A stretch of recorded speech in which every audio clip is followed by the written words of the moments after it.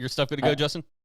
Yep, I'm good to go. Recording. By the way, thanks for starting the last episode with me saying "Hail Satan." That was pretty fucking metal, and I loved it. Absolutely the best. Yes. I was like, "Let's see, dude." I showed that to Jess, and she was like, "This is ridiculous." It was between that and Daddy Tim, and so I was like, I'll go with the Satan one. Oh, I would have picked Daddy Tim. Same thing, man. Honestly, I probably would have spliced them both together somehow. Daddy Tim is my light bearer. Let's go.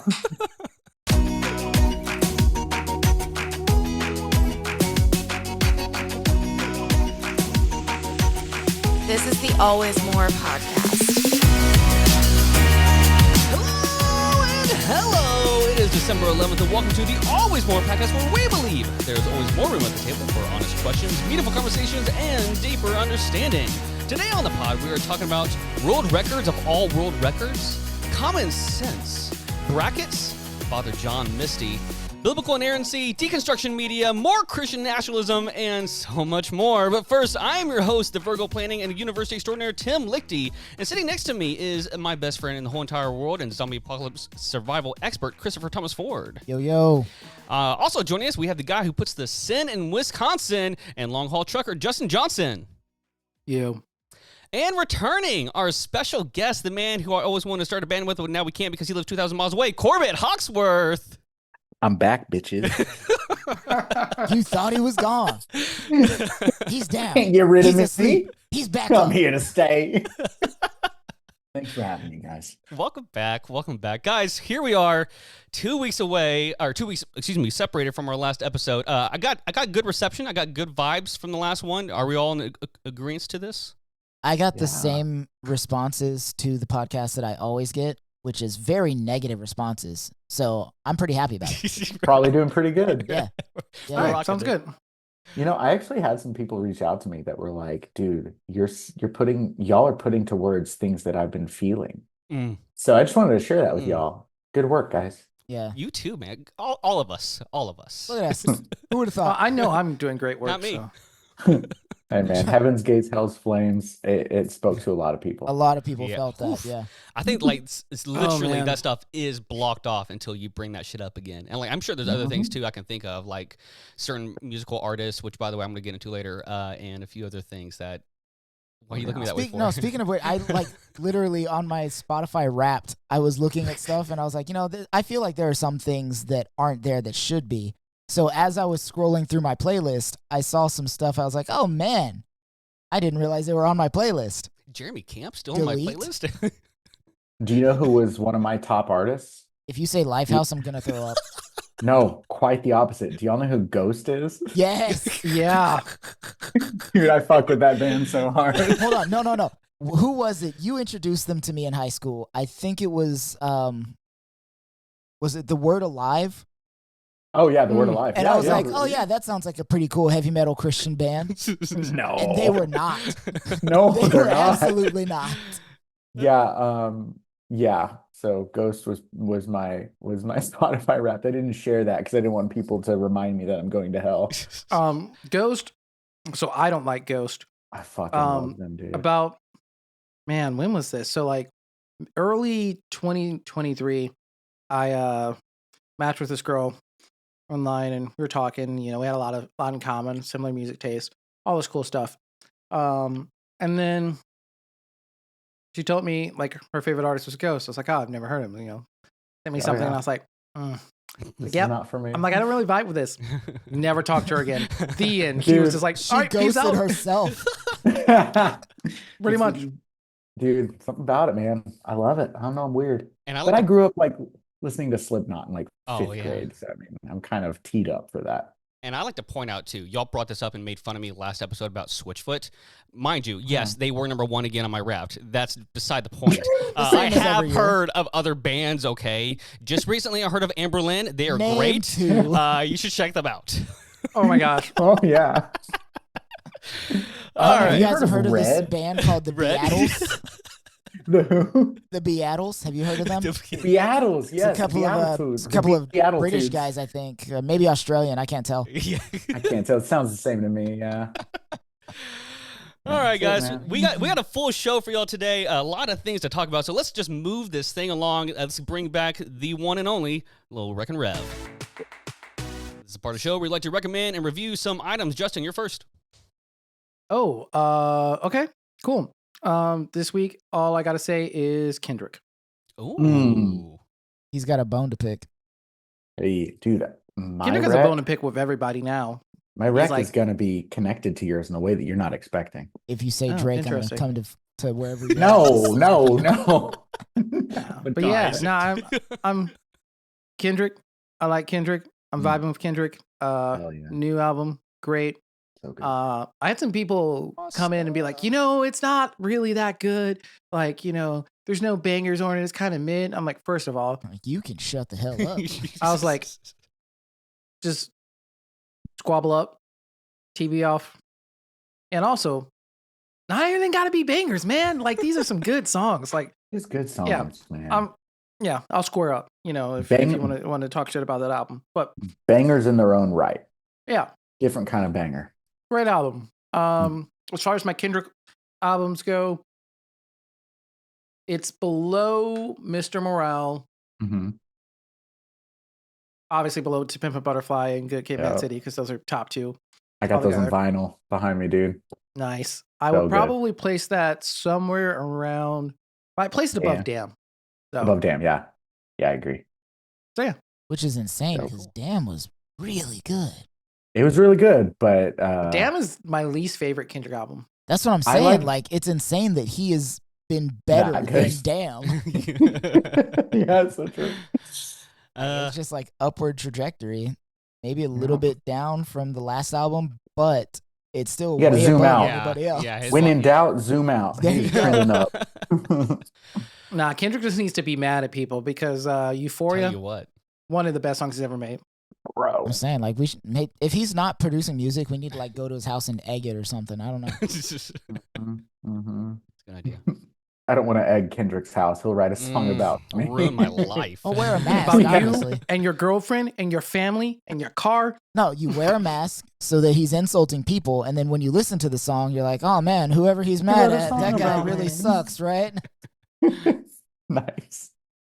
All right. Well, hey, moving along, my suggestion for this week is a podcast called "You Are Not So Smart." It is hosted by David McCraney. It's a show about psychology that celebrates science and self-delusion. In each episode, they explore what they've learned about reasoning, biases, judgment, and decision-making. I've been taking some philosophy classes in my current journey to become a better human being, and philosophy does some things to you, and the way you study how that affects you is you learn psychology. And so I've been listening to a lot of psychology in the background, and I tell you what, man, humans are fucked up. Yeah. Yep. I think that's what we're going to talk about today. We sure are. One of the ways I feel that really hit home for me realizing that was Sigmund Freud. Not everything that he said, but the fact that he said it to other people and they were like, you need to publish that. Yep. Yep. But yeah, the pod does a really great job. If you're looking for a casual listen and dive into psychology, it's actually a really great segue because it's not too complicated. He brings on guests to talk about certain subjects. I just finished an episode about cognitive dissonance, and it was fantastic. And so I'm really, really excited for just kind of moving forward with that, and as I continue my journey through education. So yeah, that's what I got. Corbett, you're up next, man. I wonder if cognitive dissonance will come up later on this podcast as we talk about Christian. Why would that ever come up? No Remember idea. that evangelical astigmatism we talked about last week? Listen, whatever you guys are talking That's about didn't happen. And if it did, it didn't happen like that. Didn't happen. Okay. I love it. Here's my Rex. First off, is any of this on camera, by the way, on a YouTube channel, or just purely audio? Purely audio, my We friend. haven't Purely been doing audio. YouTube for a while. I've Tim- been busy. Well, got lazy. For the four of us that are on camera, Father John Misty, Mahash Mashana. This record came out on the same day as Kendrick's album. And this is the fifth year in a row that they've had releases released on, I think, the same week or same month or something. Totally unintentional. But this record is so beautiful. It's only 8 songs, so it's a smaller record. But it is so convicting and honest, and the engineering and the production on this is some of the best art I've heard in years. The drummer, Dan Bailey, is one of the most underrated drummers, engineers, producers ever. He's amazing. He's a really humble dude. He's really cool. So this album, I highly, highly, highly recommend. Seriously, jam this, spread it. Listen to Screamland and Being You. Those songs I've had on repeat. And I'm not gonna lie, Screamland, every time I hear it, I'm like, this would go great with psilocybin. And I feel like I would just cry the whole time. It's so emotional. It's so good. So shout out to that amazing band. Beyond that, my other recommendation, I have two others. I have a podcast and a show. Podcast, Tim, have you jammed Hidden Brain? No, I've heard of it. I've not actually got into it though. Let me pull it back up. From NPR. It's fantastic. I mean, I've been, yeah, dude. I think they left. I think they left NPR in August, I believe. But they've been around since 2015. They're fantastic. They talk about all things psychology. They have guests on all the time. It's fantastic. It's right up your alley if you enjoy psychology, any kind of intellectualism, or just care to learn. It's a fantastic podcast. And then lastly, my wife, shout out to Jessica, my muse, my flame, my bride. She showed me a new show on Netflix called The Madness. Have y'all seen it? I've heard. That's on my list. I haven't watched it yet. Whew, okay, here we go. Media pundit Muncie Daniels. What a name, Muncie Daniels. Must fight for his innocence and his life after he stumbles upon a murder deep in the Poconos. It's very timely. It's like super timely. Like, it's great. You guys got to watch it. Highly recommend. Fantastic. Those are my recs. You said Madness? The Madness. Suspenseful thriller really conspiracy on the run. Yes. But not conspiracy like don't put fluoride in our water. More conspiracy like... Oh, Coleman Domingo. Yeah, Coleman Domingo is the main character. Yeah, I'm in. Fantastic actor. Yes, there it is. That's literally what popped up as soon as I opened the app. Yeah. That's hilarious. It's so good. It's on my list already. Episode 2 is called Djibouti. Yeah, no, it is called Djibouti. That's what got me. That's the last. Right. That's the last episode I watched. It's not about booties. I'll tell you that. Wow. Well, now I'm out. Yeah, I'm out. Damn it. I live for the booty. Very all right. Cool. Hey, great 3 recs, man. Thanks. I came prepared this time. Good stuff. Good stuff. Chris, you're last, my friend. Yeah, so mine is a little book that I found. It's one of my favorite pamphlet book type things. It was actually originally published in 1776. Okay. So if that gives you any kind of indication of what's going on, it is Common Sense by Thomas Paine. Yeah, I'm aware of it. Yeah. So I actually started reading it a few days ago before any of this craziness happened in New York. And I was like, yeah, this is my second time reading through it. Like, first time I think I was in like maybe 8th grade, 7th grade when I read it. Yeah. So I thought maybe I should read this again. It seems kind of pertinent. And it 100% is very applicable to our current times, which is hilarious because the problem in our country is people that are like, we need to go back to how this country was supposed to have been founded. And the founding fathers would hate every single one of you. Just so you're aware. Yes. So, like, it touches on the main themes of it are critiquing monarchy, which obviously we don't have a king in America, but don't we? Yet. Yeah. Not yet. We kind of do. I think we get one in, when is it? January? Or no, November? Is it January? January. Yeah. Yeah, unfortunately. God, that's close. 6. Well, I guess that's when it's ratified. It varies. January 6th. So, critique of monarchy, natural rights and government's role, call for independence, appeal to unity, vision for a republic. So basically, it's like, hey, this is why England sucks, and this is why we need to found our own country and do it this way. And if you read it now, you can say, hey, this is why America sucks, and we need to found our own country and do it this way. And like it still applies. Like, all the people in power are the richest people in the land, and they take advantage of everybody else, and it's the worst. And when we get to that certain point, like, we're going to have to start eating kids. Because to stay young? Yeah. Well, not to stay young, just because that's all that's available. So make Yeah. sure that like you're going after babies because they're a little more tender. Toddlers are too gamey. Well, and the blood, their blood, it helps with the collagen. It helps you to stay nice and young. Yeah, Like all that's the what the Hollywood Democrats elites. found out. That's why they're doing all that stuff Yeah. at what was it, Chuck E. Cheese? Peter Piper Pizza? It was a pizza shop. Pizza Yeah, Hut? pizza shop. I don't know what There it you go. was. Domino's. I don't care. Either Yeah. way, it's very apt for our time, is what I'm saying. I don't know if you guys are aware of the shooter from New York, John That's what I was Wick. going to ask when you mentioned. My brother just texted me and he was like, "Dude, did you see about that Boondock Saint style assassin?" Yo, that's what Like, Janelle said when dude. she found out about it too. She was she? like, "Some Boondock Saint shit is going on," and I was like, "Oh, I'm aware. I'm No, aware, we and know. I'm here for it." Listen, Dude, as crazy.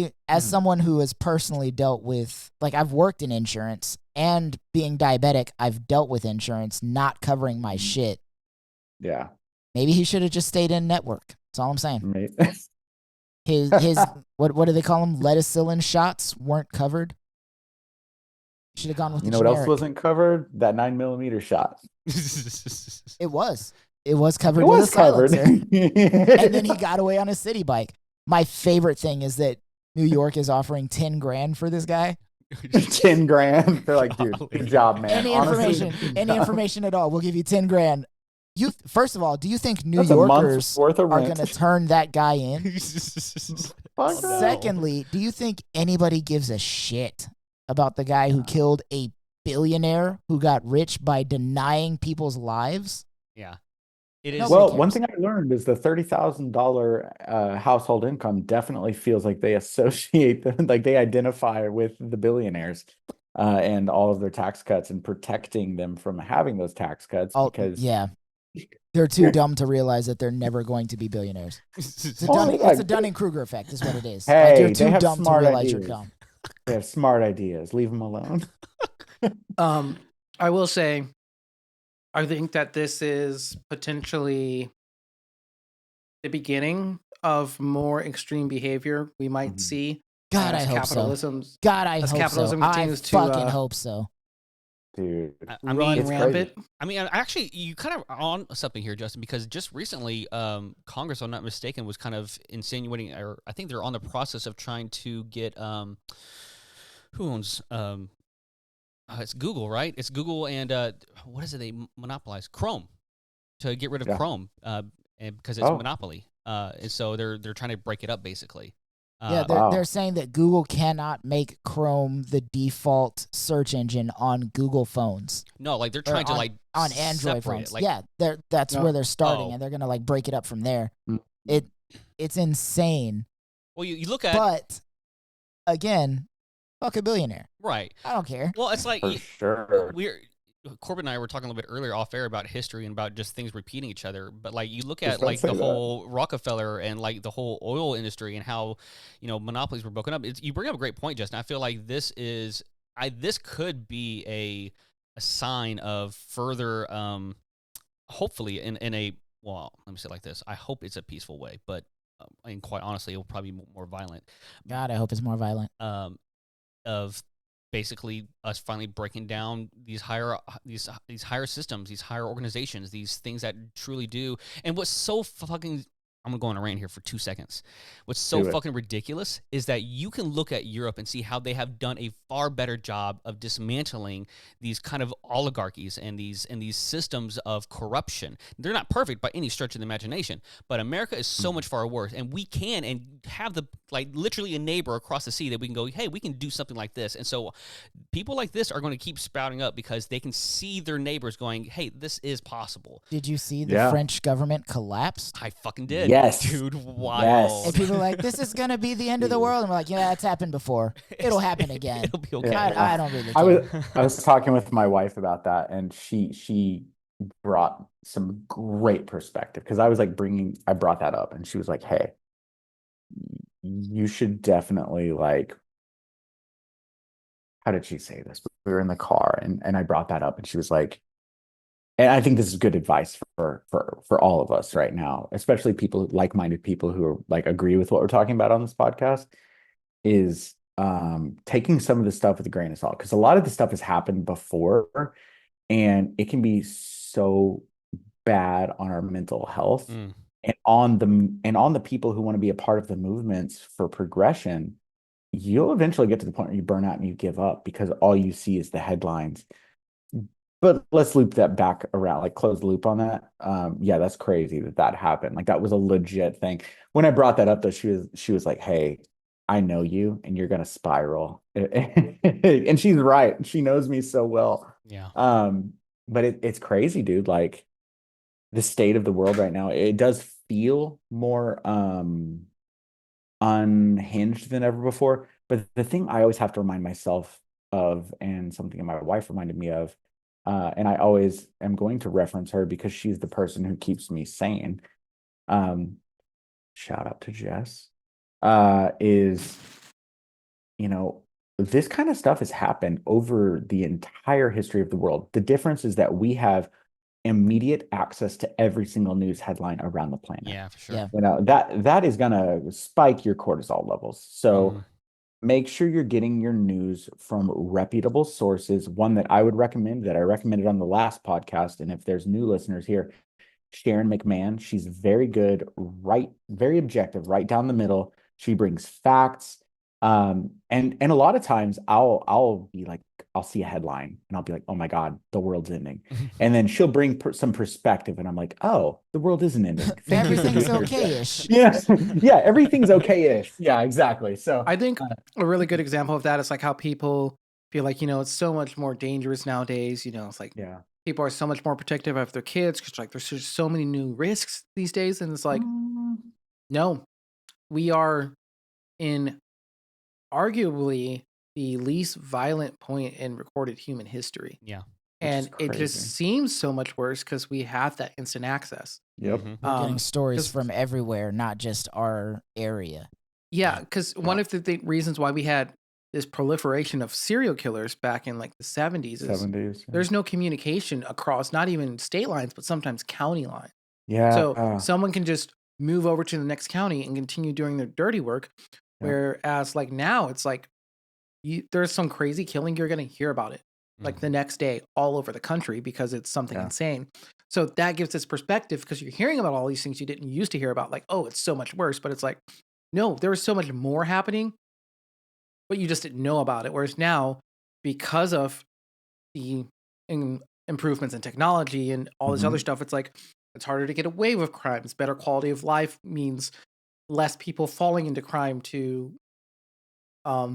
survive, honestly, which, is the danger of the direction of our fun capitalist thing is like as things get more expensive and people can't afford to live, you're going to see more crimes. Yeah. And as the population increases, the crime per capita is going to, it's all very much connected. Like my one rule is like, I'm not like Chris is the further extreme than me, or pretty much everything. But like if I see somebody we all know. But like if I see somebody shoplifting food. No, you didn't. No, I didn't. No. Yeah. Like there's a difference between mind your business and not say like I'm gonna call out something that's like wrong. But like if I see somebody shoplifting food, particularly if I see somebody shoplifting mediocre food, like basics. You need this. Get it. I'm like, I think food should be a human right. And if you're shoplifting, how can I block the cameras exactly? for you? Yes. Yeah. But if you're shoplifting food from Walmart, I'm like, there's a song that I like to listen to every now and this. then just to remind myself about the things I believe called "Thou shalt always kill." In it, there's a line that says, "Thou shalt not steal if there is direct victim." You can't steal from a corporation because they're not victims. They're not direct victims. You're reclaiming stolen property, in my opinion. Yeah. For legal purposes, I do not steal. But for legal purposes. If I have ever seen someone steal, I may or may not have started a conversation with the cashier. Dude, I live in Seattle. Okay. Yeah. I literally right down the street, there's a Safeway. Every single time I go, I see people who are very clearly in a place of less fortunates. They don't have anything.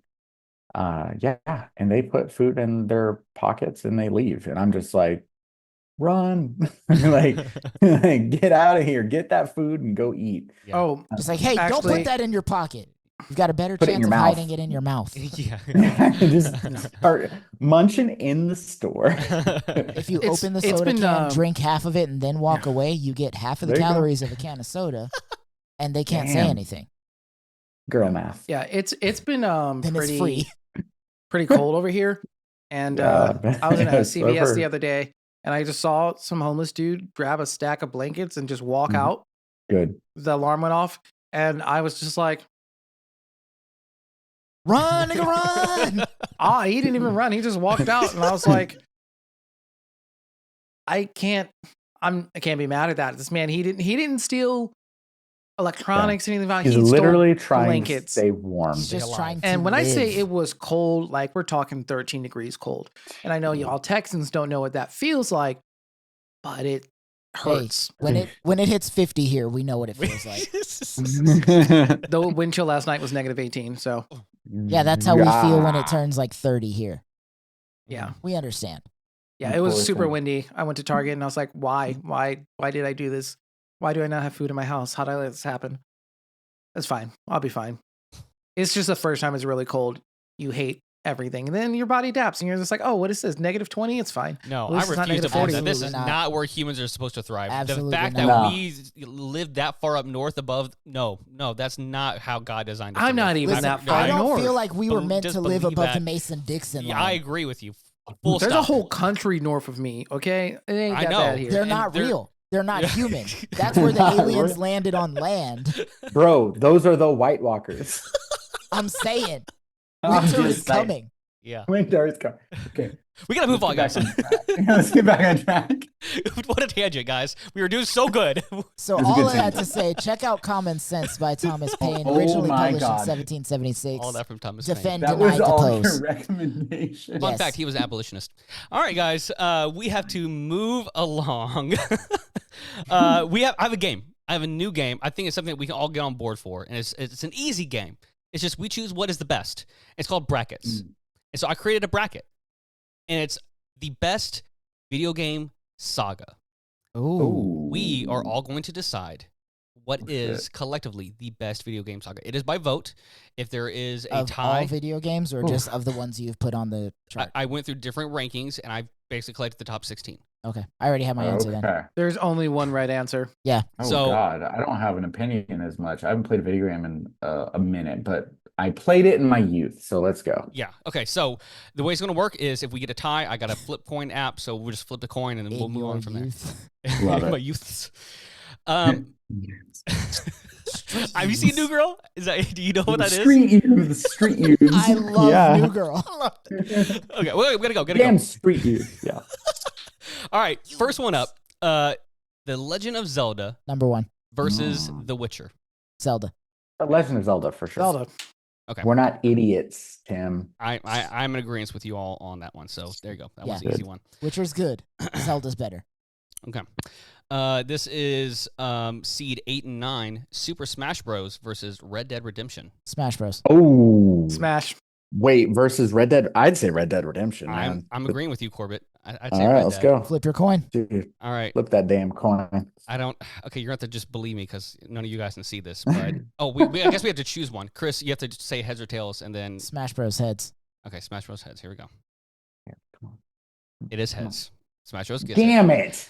All right, Smash Bros. Gets it. For the win. I have more hours in Super Smash Bros. Than any other franchise, with the exception of the Elder Scrolls. But we don't talk about Okay. that number. That's no, we I don't will. talk about Elder I Scrolls. will say, if there's a we game will. for Red Dead to lose to, Smash Bros is honorable. It's honorable. It's Yeah. an I'm honorable okay with choice. that. Yeah. I'm okay with that. Seed 4 and 13, you got Final Fantasy versus Halo. Which Final Ooh. Fantasy? The whole The saga. whole franchise. The whole franchise. Oh, dude. I haven't played the whole saga. But I'd go Final Fantasy, man. yeah. It's so emotional. I'm I'm gonna with go Halo. Final Fantasy because I've been playing Final Fantasy VII Rebirth, which is my record rev like a month ago, and Oh, yeah. it's still good. I'm gonna go with Dude. Final Fantasy because of how many lives it's changed versus Halo, Dude. which is just like friendships made. Sure. Dude. When you Friendships, think whatever. Final Fantasy, yeah, Final Fantasy, all I think of is Final Fantasy 10 with Titus, 10 and 10 2. Those need a 10 was solid. remake. I still think 7 was the best one in my opinion. Remember Maester Seymour? Remember that dude? What a weirdo. He was a bad guy. You guys don't remember him. All right, let's move on. No. I never actually played 10. I always wanted to, but I had an Xbox and I had a PS2, so Dude, honestly, go play the game. Damn it. I got to beat 7 Rebirth, man. I'm PS2s are like $80 at like Game Dude. Exchange. I'm pretty sure I can just get it on PC. Shit holds up. 100% All right, good, yeah. What's next? What's the next one? Number seed 5 and 12, we got Grand Theft Auto versus God of War. Ooh. Grand Theft Auto. I agree. I'm gonna say God of War. After the last I think two? I'm gonna go with God of War as well. I gotta go Another God of flip War. coin. Grand Theft Auto was great, Nice. and it kept getting better until 5 and like the last 4 years of DLCs for 5. Okay. Justin, call Quick question. Oh, hold go on. ahead. Quick question. In God of War, can you pick up prostitutes? Just can't remember. No. Okay. Just leaving that there. No, saying. like theoretically you can fuck gods. I thought that we supported sex workers here. I didn't know that y'all were, Wow. Wow, they're just really branding us as way to these make me evil feel liberals. bad. Calling me out of my I'm own not here to beliefs. fuck gods. You know what? I think I'm gonna have to change it Grand Theft Auto. Literally because I a support felony. sex workers. Justin, call it. Heads or tails for what? Or for God of War, I guess. Heads. You want to come see? It is tails. I believe. Yeah. You want to believe me? Right. I believe you. Okay, so Grand Theft Auto wins this round. Very nice. All right.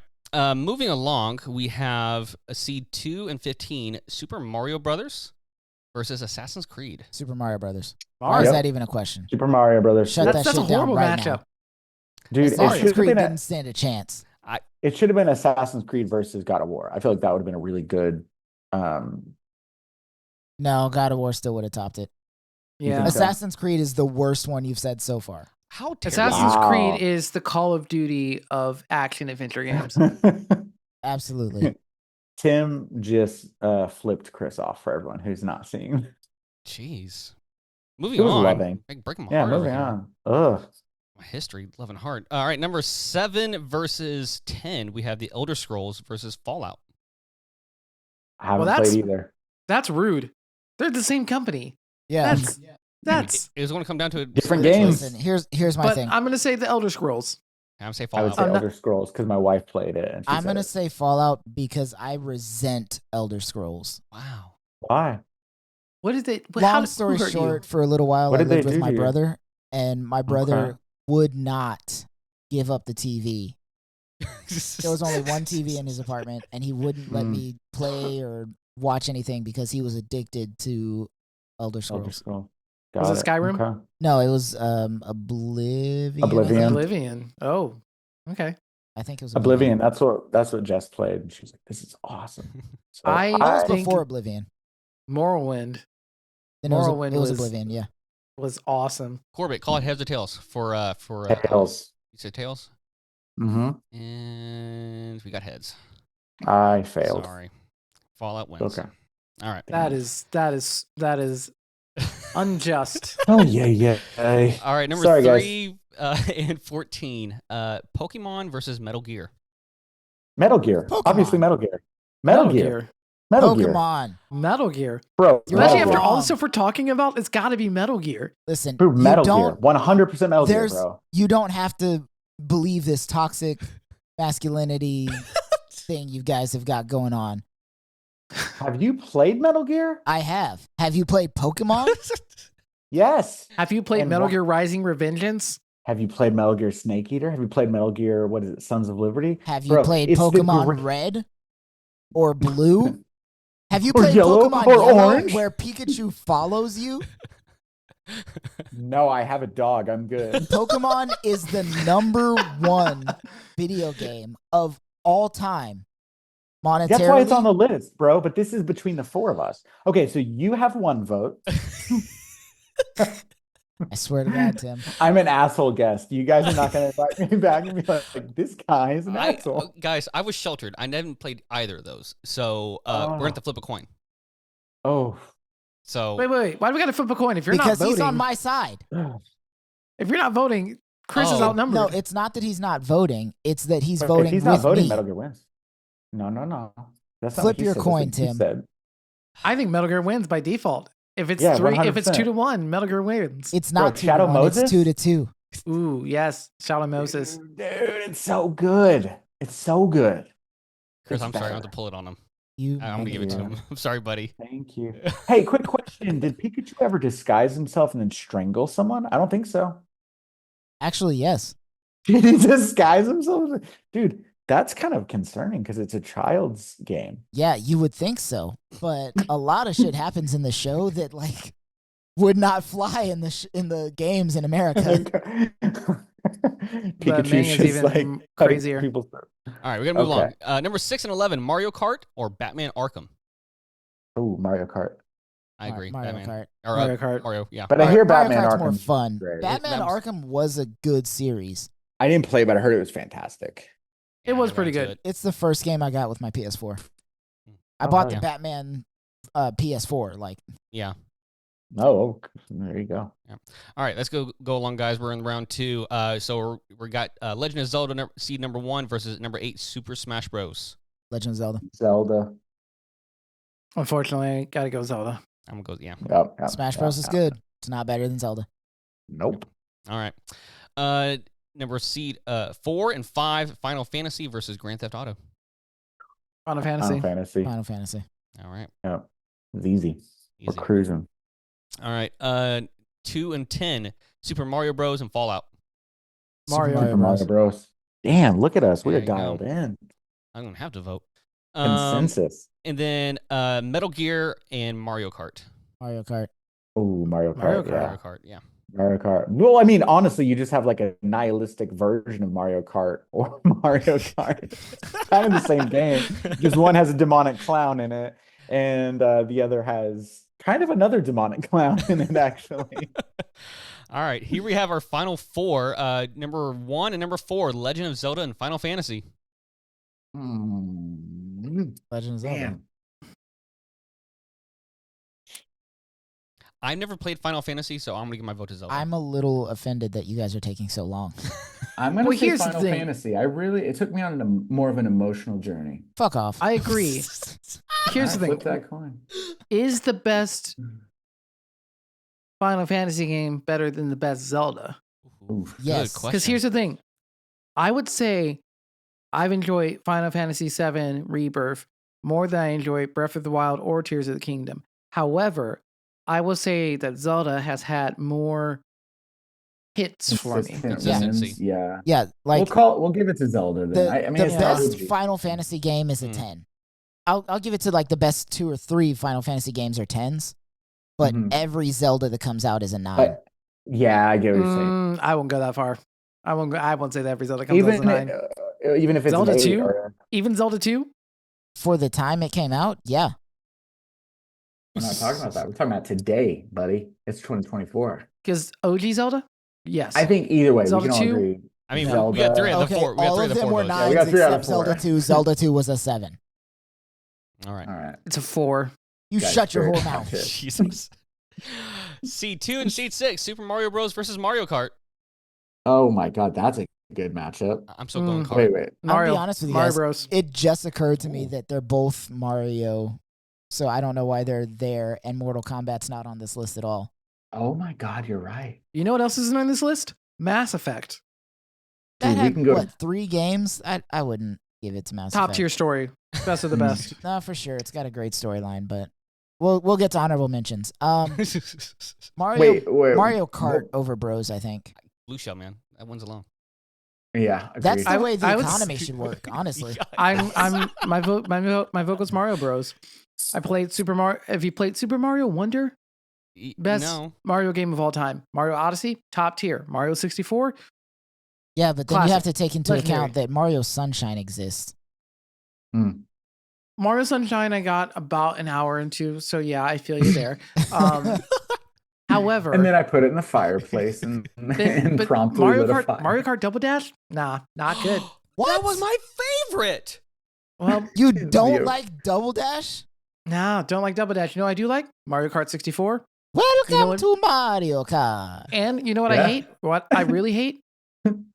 Man. Super So Mario the Kart. Switch version of Mario Kart 8, the I was about AI to say is Switch. That one is- was kind of lame, yeah. AI is bitter. Yeah, They it's weird. hate you as a human player. There's a whole article about this because I thought I was going crazy. I was like, I feel like they're They're single-handedly, targeting they're you, singling me really. out. Like they team up they- against you. The AI will literally be like, "Oh, this other AI character's winning." Nope. Where's that human? Where's that human? Oh, the human comes. Boom! I'm gonna hit them with the red shield I've been holding on for all this time. Yeah. No, they hate you. Bro, They- you're just playing on hard mode. You need to. They go after you with a vengeance. Take it down a notch. All right, But so Mario Bros. Yeah, But the three of us said cart, right? yeah. We said card. Yeah. Sorry, All buddy. right. So It's okay to be Justin can wrong. suck it. I would like to point out that Mario Kart made it all the way to the end here, but I'm assuming between Zelda and Mario Kart that we It's have Zelda. a winner. Yeah. Zelda's Zelda, a very yeah, clear for winner. sure. Zelda. Yeah, Zelda. All right. Zelda. that was good though. Nice. How's good? How's good? I had a fun Yeah. time confirming what I already believed. Just like we're about to do in this next segment. That's a great segue. Love it.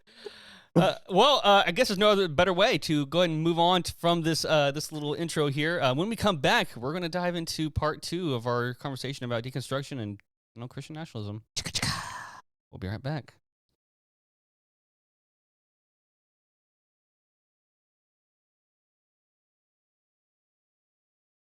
All right, everyone. Welcome back. Welcome back to Always More. We you know what? We should have like a main title, like main segment title.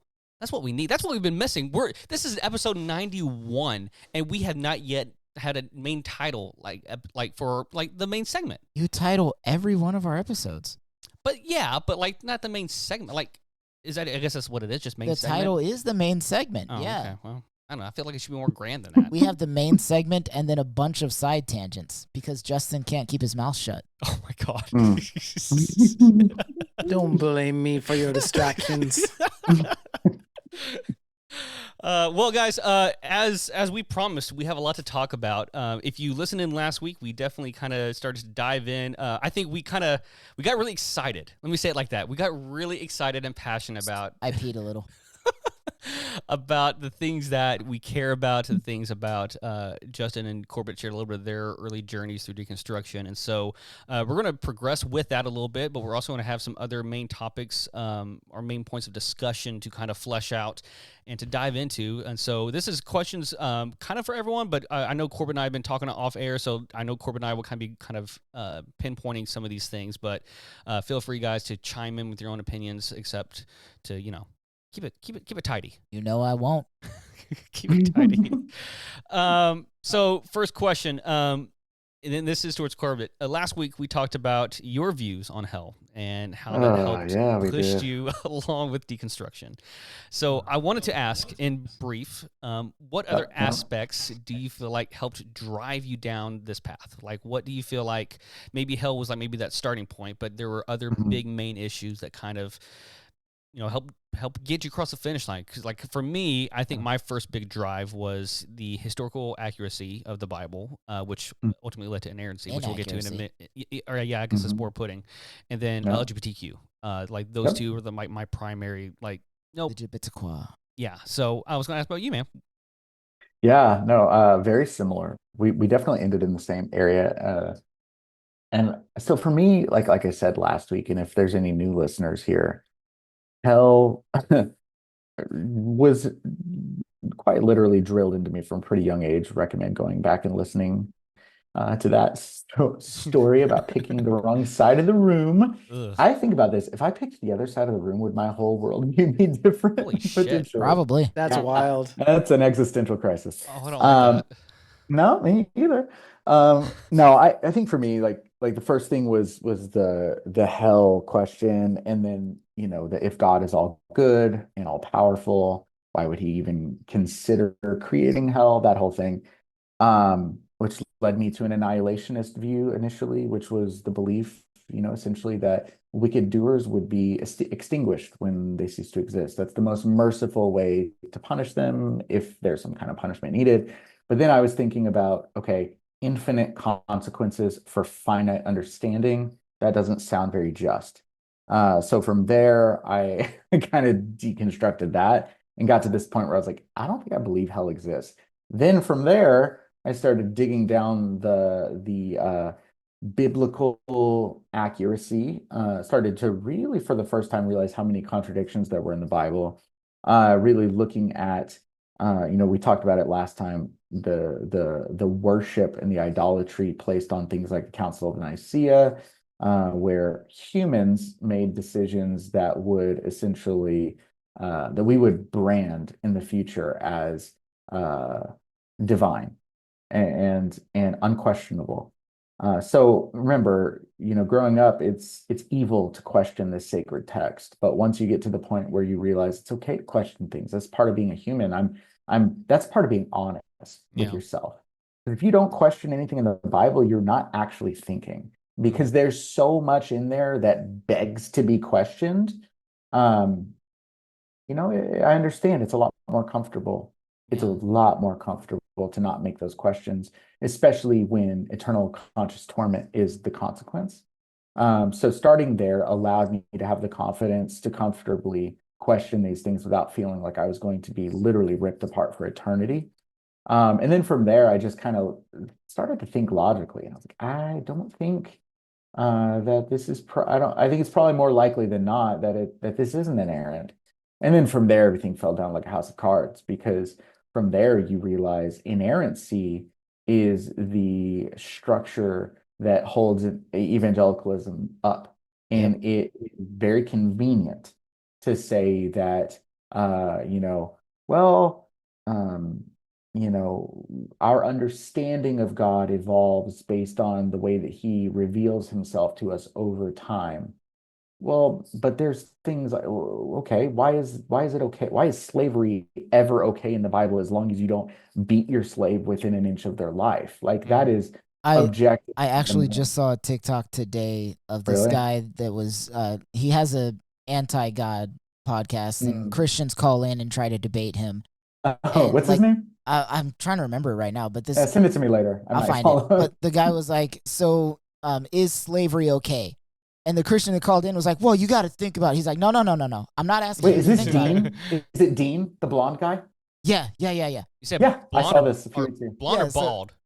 Blonde. No, he's blonde. Oh, he's young. He's like, well, you got to think about it. He's like, no. I'm asking you, is slavery okay? Well, God never said to do this. Actually, he did in Leviticus, in your own book, right here.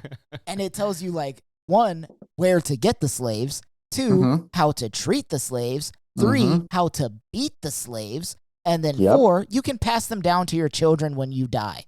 Yeah. Do you think that's okay? Well, when God, it wasn't really that way. You treated them more like a hired hand. In what world is it okay to pass down a hired hand to your children when you die? In what world is it okay to beat a hired hand? Yeah, I was about to say, in what world is it okay to have instructions that end up and beat them until they're literally within an inch of their life? That's not love. That's not justice. That's not God. Yeah. No. And I think the irony there is, what's the thing that the evangelical, alt-right MAGA movement will always say is culture. God doesn't change, or what is it? God doesn't change with culture. And it's like, God doesn't change, culture does. Well, if he doesn't change, then he's still okay with slavery. So yeah, here's the thing, though. A lot of those people are too. So yeah, I know. Also true. Yeah, Justin, So we for me, we should probably go hide somewhere. Bro, my God. But yeah, for me, that was kind of where I went down, and then I really started going into things like, dude, learning about like when terms like homosexuality were added into the Bible and how recent that was, and realizing how 70s or is it 40s? Okay, 48. Yeah. Crazy. Like, that is on the clock of the universe. That is the last second, and I call bullshit on that. No. So that was kind of my deconstruction story, and like from start to end kind of led me to where I'm at now. And now I'm just at a place where I'm like, I'm not going to just allow the scholar, like for the longest time, the interesting thing, it's an echo chamber. You have these people that are like, the things that they reference, who are they referencing? Mark Driscoll, they're referencing Bill O'Reilly, or they're referencing all these random people that are just objectively horrible people that are doing things that are so against the fundamental teachings of Jesus Christ. The ones that get near the Franklin Graham support, not even Billy Graham, Franklin Graham. Yeah, dude. Like, are you kidding me right now? Well, Look he at is who from a his holy best bloodline, friend right? is. Yeah, exactly. I mean, Mark Driscoll, I'd say, is objectively worse, in my opinion. For but sure. don't even get me started on him. That's going to be a whole podcast if I go down that rabbit hole. By the way, I would love to join that podcast because I said this on the last one, and I'll say it again. It's like the rise and fall and continual beatdown of Mars Hill. Dude, he's a real piece of work. So yeah, there's my answer for you, buddy. Thanks, man. Justin, would you like to share a bit about you? Is there any other areas? Yeah. For me, it was crazy because I did this whole journey while being super active in the church. Same. I think where it really started for me was I worked at a church from 2016 to 2020 in Kenosha, and I guess where the cracks really started to form for me. One of the pastors was, I mentioned him last week, who got arrested for the whole stealing nude photos of some dude's wife. And he got some additional charges for other similar things. But dude, that is crazy. It's so crazy. But like, I remember one time when he was preaching, I made everybody's slides. Like I get the notes, I make their slides, format them, all that fun stuff, correct their horrible spelling, Typos, punctuation. I was the guy that made everything make sense and be consistent on screen. And this is before ChatGPT, poor thing. I was just going to say, you were ChatGPT. Yeah. But I was more accurate. Yeah, there you go. But I'm typing up this guy's notes, putting in slides, and I'm like, yo, this is not true or accurate at all. This is fucking wild. And I remember my music director, great dude, but what he said was like, I know, well, Gabe's a pastor, so I guess he knows what he's talking about. And I'm like, what? Okay, so I can literally just go open the Bible right now and just prove that this man is wrong, but you're going to just default to, he's a pastor, so he is right.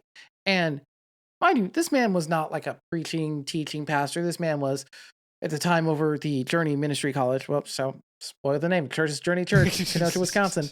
Anyways, we could have edited that out, but yeah, whatever. it's fine, whatever. No, leave it. I don't care. I am not well loved there these days. I understand. But fuck them. It's like at that point, the kids coming out of the ministry college, they didn't know anything. Most of them didn't stay Christian or active in church at all. So I'm like, you're not really contributing much, which was like a red flag. But then I kept seeing all of these instances where people would just horrible behavior from people, racism, sexism, just general shitty treatment of people. You had it right. Shittery, yep. Yeah. And these are the people who are put in power, and these are the people who I'm expected to to follow, accept their authority, and I'm like, yo, this is not it. And that's what gets a lot of people. It's like, they're like, oh, well, you're just upset with people, it's like, but God isn't the people in the church. The church is made of people, they're broken, whatever. I'm like, yeah, okay, cool. But our whole entire system is based upon the choices and decisions of people who are making objectively bad decisions. And by that same token, it's like their interpretations of scripture are often bad.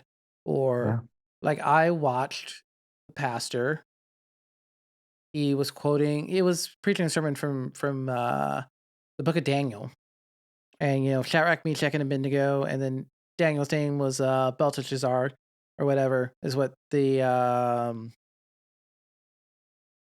Nebuchadnezzar's people, Babylonians, what they gave him. And, he came up with this whole obscure definition of like, you can find some fringe ideas that like, this is what the name meant, but it's generally not the consensus among scholars and theologians.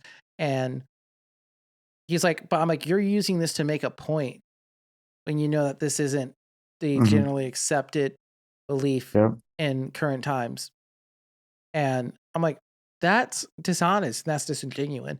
And the other thing that gets me about that is I'm like, you're already setting people up for failure, because if anyone wants to actually read or learn on their own, they're going to be like, wait, what? No, this isn't right. Yeah. And I quickly became a problem for a lot of people because I would question that, challenge things. I'm like, yo, like, this isn't right. I wanted to feed homeless people. I was active in the young adults, and I wanted to take a group of young adults downtown Chicago, feed homeless people. That's it. We're not trying. How could you do that? That's horrible. Like we're not trying to wrong with you? Proselytize. I want us to feed people. I want us to talk to them. I want us to ask them if you can pray for them. But like this is what I want to do. And I was told no. I was told no because we had another ministry that ran our food bank, and it's like, well, that's kind of their territory, so you'd be stepping on their toes. And I'm like, okay, if they're not doing that enough, their toes need to be stepped on. I'm like, and here's the thing, that food bank, it was great. They fed a lot of people in the Kenosha area. I'm trying to take people to Chicago. We're in an entirely different state. Like, granted, it's like less than an hour away, but still. Bro, that's their ministry. I'm like, I want to take, because also I feel like that does a lot for the people who are doing it. Because that really, I think a lot of my compassion towards people comes from my experiences feeding homeless people in Chicago. When I was 20 or so, I quit church and just went and fed homeless people in Chicago because I didn't have a church I felt comfortable at. And me and my friend would go downtown Chicago, we'd feed homeless people, we'd hang out, we'd talk, we'd pray, socialize, whatever. And that to me did more for my growth as a compassionate human than any time in church ever did. Listen, if God is who they taught us he is, that brought you closer to God than being in a church ever did. For sure. But actually, and that's the thing that I would always fight. And I push back. I'm like, we don't care about people. The system doesn't care about people. You care about bodies. You care about your goals, numbers, metrics, and all this other stuff. And like, granted, yes, there are churches that do actually care about people, and power to those. Like, I'm not anti-church, anti-Christianity. I am anti-evangelicalism, though. For sure. I am anti-megachurch. Yeah. And that's where that stuff thrives. It's a cesspool for that stuff. Yeah. But like, I've met plenty of and I know that this may come off to some people like, oh, I hate Christianity or whatever. And it's like, I met plenty of Christians. I know plenty of Christians. Like, I still have a number of Christian friends who are good people. And even those who I disagree with, a lot of them, it's the nuance that I feel like we really have a lot of hard time with in our current political discourse. It's like, there's people who I strongly disagree with, who I'm good friends with. But when you've existed in that system for so long, and then I'm just coming out of left field, having left that system and saying something contrary to what you've been hearing your whole life. Sure. I can't expect you to agree with me. Like, and some people would be like, oh, well, they need to do the work. I'm like, why? Why would they do that when everything in their life has told them that I'm wrong? Right. Like, I'm not. Well, but like, not just confirmation. It's like they don't even have the mental resources to do the work at that point. Yeah. It's like, if I want somebody to change their mind, and this was the same thing when 2020 with all the race stuff, which also played a huge part in my deconstruction. Same. It's like, I know a lot of people are like, well, it's not our job as Black people to educate white people. I'm like, yes, but if someone comes to me in good faith and asks me a question because they want to understand, I am doing them a disservice by not answering it if I'm able to answer that competently. Because they're asking me because they don't know where. They're asking for help. Where or how to ask. If someone's asking for help and I can help them, I'm going to help them. That's generous of you, even though it's not your job. Yeah. Yeah. And that help might be pointing them to resources that can be better equipped and give them more in depth. Like, yeah, sure, that's great too. But like, yeah, I mean, so I mean, that's kind of the same way I view a lot of the people who I know who I feel like have harmful views or in humanity, particularly LGBTQ people, left-leaning people whatsoever. Mhm. Like I do just want to like kind of toss out that disclaimer. It's like, yeah, no, I don't hate people. Well, But it's kind of like too. I actually had a conversation with someone the other day about just there's this misconception, I think, when it comes to like the deconstruction movement and anyone that is on the left, that we disagree, that we hate the church, we hate Christianity and whatever. But it's just at least in my case, it just for me came to the realization that once you get to a certain amount of people in any organization, secular or non, power and authority becomes the number one factor. It becomes the number one driving force, and that is so easily corruptible. People want power. People want to maintain power, whatever they have, and they will do whatever it takes. And so when you add religion to that mix, things get really dirty really fast. And so for Yeah. me, I'm not a huge fan of like kind of Justin, you guys were saying, like church itself is not the bad thing here, but especially in America where capitalism is God, it's so Mhm. easy to get caught up into that wave of like, we have to do better, we have to perform better, we have to add more money to this mix, and it easily Yeah. becomes a manipulation game. And so me personally, like I have a cap of like, if I ever were to go back to church, there is a population limit of where I would Yeah. consider going to, just for that simple reason. Dude, absolute power Yeah. corrupts absolutely. Mhm. You know, one thing, Justin, that you said, I actually talked with Tim about this before we started recording, and I will name drop. I went to Southwestern Assemblies of God University, and I was a security officer because I was struggling to pay my tuition, and so I was a security officer trying to make some money to go back to school. I was like, I don't know, 20, right before I got married, maybe 21. And there was a convention happening on the campus.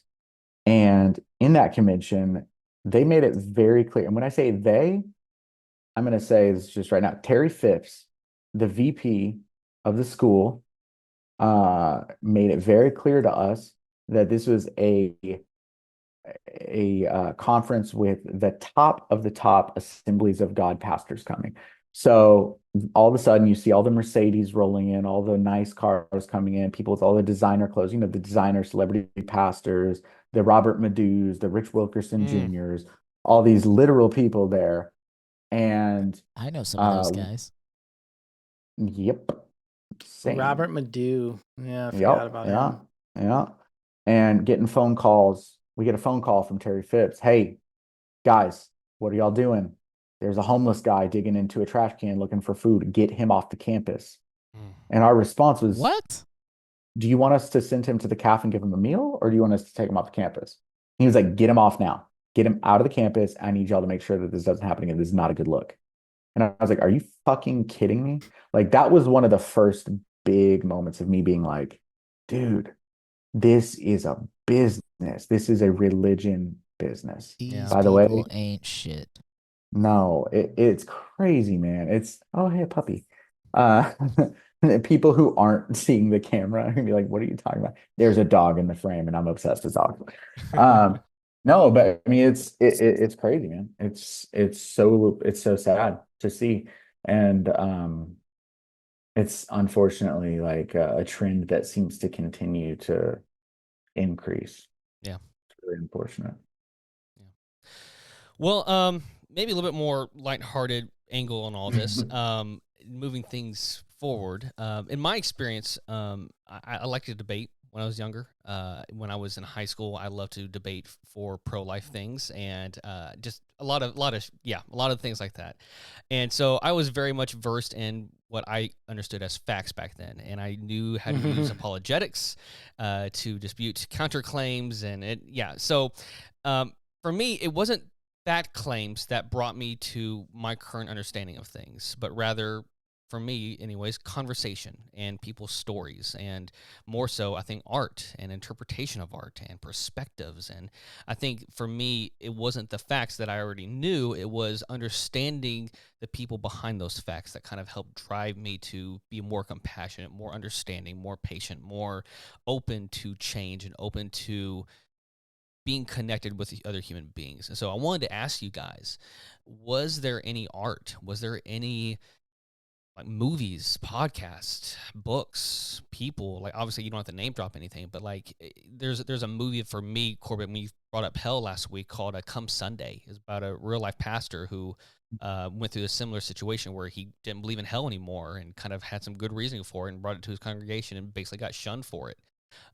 That one, and then the Liturgist podcast for me was a huge milestone in my life. So I wanted to ask you, Corbin, and Justin, and everyone else too, is there any art that you think of that comes to mind when you think about maybe art that helped shape you and move you in a certain direction? Yes. Absolutely. Which you also touched on some things earlier about apologetics, about pro-life stuff. Maybe time for another podcast, but I would love to share some stuff. Honestly, I gave a shout out to Father John Misty earlier. Josh Tillman, the creative mind behind that project. When in 2000, I don't know, when the album Pure Comedy came out. It was right around the time that Donald Trump was elected. And he wrote an album called Pure Comedy, and it's a fantastic social commentary on the state of the country with evangelicalism, about electing absolute clowns that we idolize. I think that record particularly gave me something about it. I don't know, it resonated with like my soul. I felt very seen. I felt like someone understood me. He also comes from, I believe, an evangelical or Pentecostal background. And just hearing the absolute, like hearing someone be so honest, it was a breath of fresh air, because I was like, damn, I feel this stuff, but like I don't want to go to hell. Like I can't say this stuff, you know? And I read you the lyrics to Pure Comedy earlier. But it absolutely rocked me. Can I read those lyrics real quick? I'll be quick. Yeah, dude, go for it. Yeah, Okay, do 'cause it. I think it's worth it. Pure Comedy lyrics. This is a huge shout out. Okay. Setting the stage, everyone. By the way, you should all go listen to this. Okay. The comedy of man starts like this. Our brains are way too big for our mother's hips. And so nature, she devised this alternative. We emerge half formed and hope whoever greets us on the other end is kind enough to fill us in. And babies, that's pretty much how it's been ever since. Now, the miracle of birth leaves a few issues to address, like say that half of us are periodically iron deficient. So somebody's got to go kill something while I look after the kids. I do it myself, but what? Are you going to get this thing its milk? He says as soon as he gets back from the hunt, we can switch. It's hard not to fall in love with something so helpless. Ladies, I hope we don't end up regretting this. Comedy. Now that's what I call pure comedy. Just wait until the part where they start to believe they're at the center of everything and some all-powerful being endowed this horror show with meaning.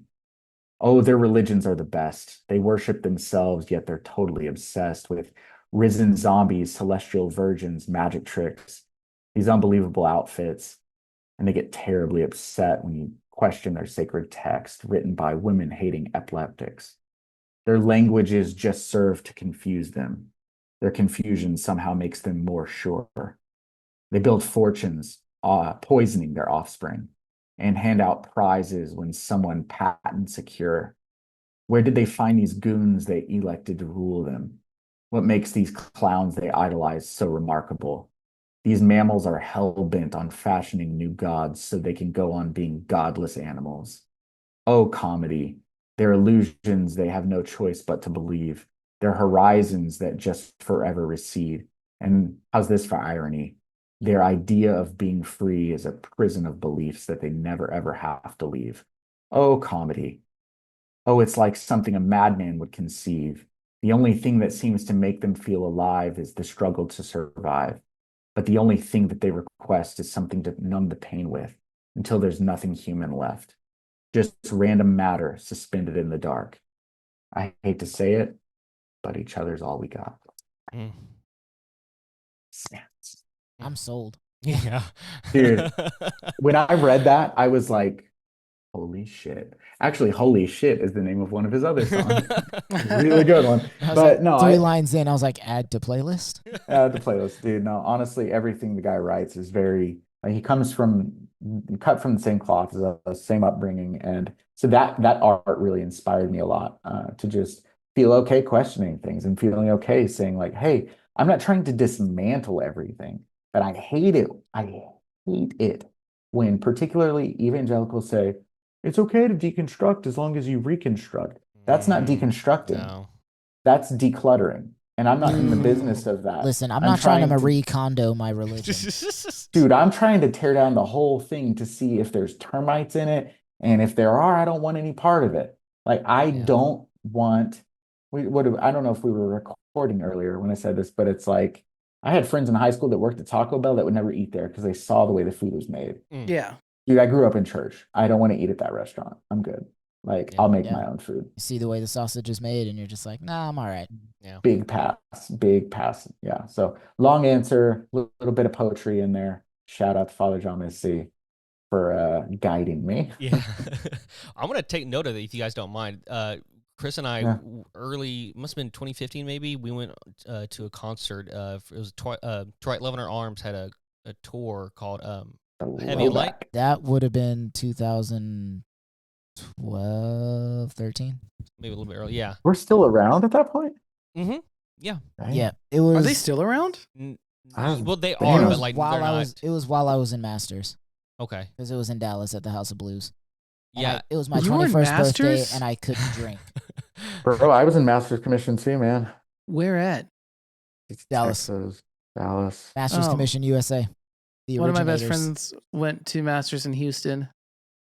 Are they okay? Do they need a hug? Him and I are more on the same page now than we have been in a very long time. That's to be That's expected. good. It takes about 10 years to unpack that. Yeah. We had very similar, but also very different experiences. So, Yeah. well, we've been Hashtag friends since we were cult 5, thing. so we had a lot of overlap. The Not homeschool technically a cult. shenanigans. It's a high control group. Maybe I'll Quoted bring him on from the every- podcast during Christmas break. Please do.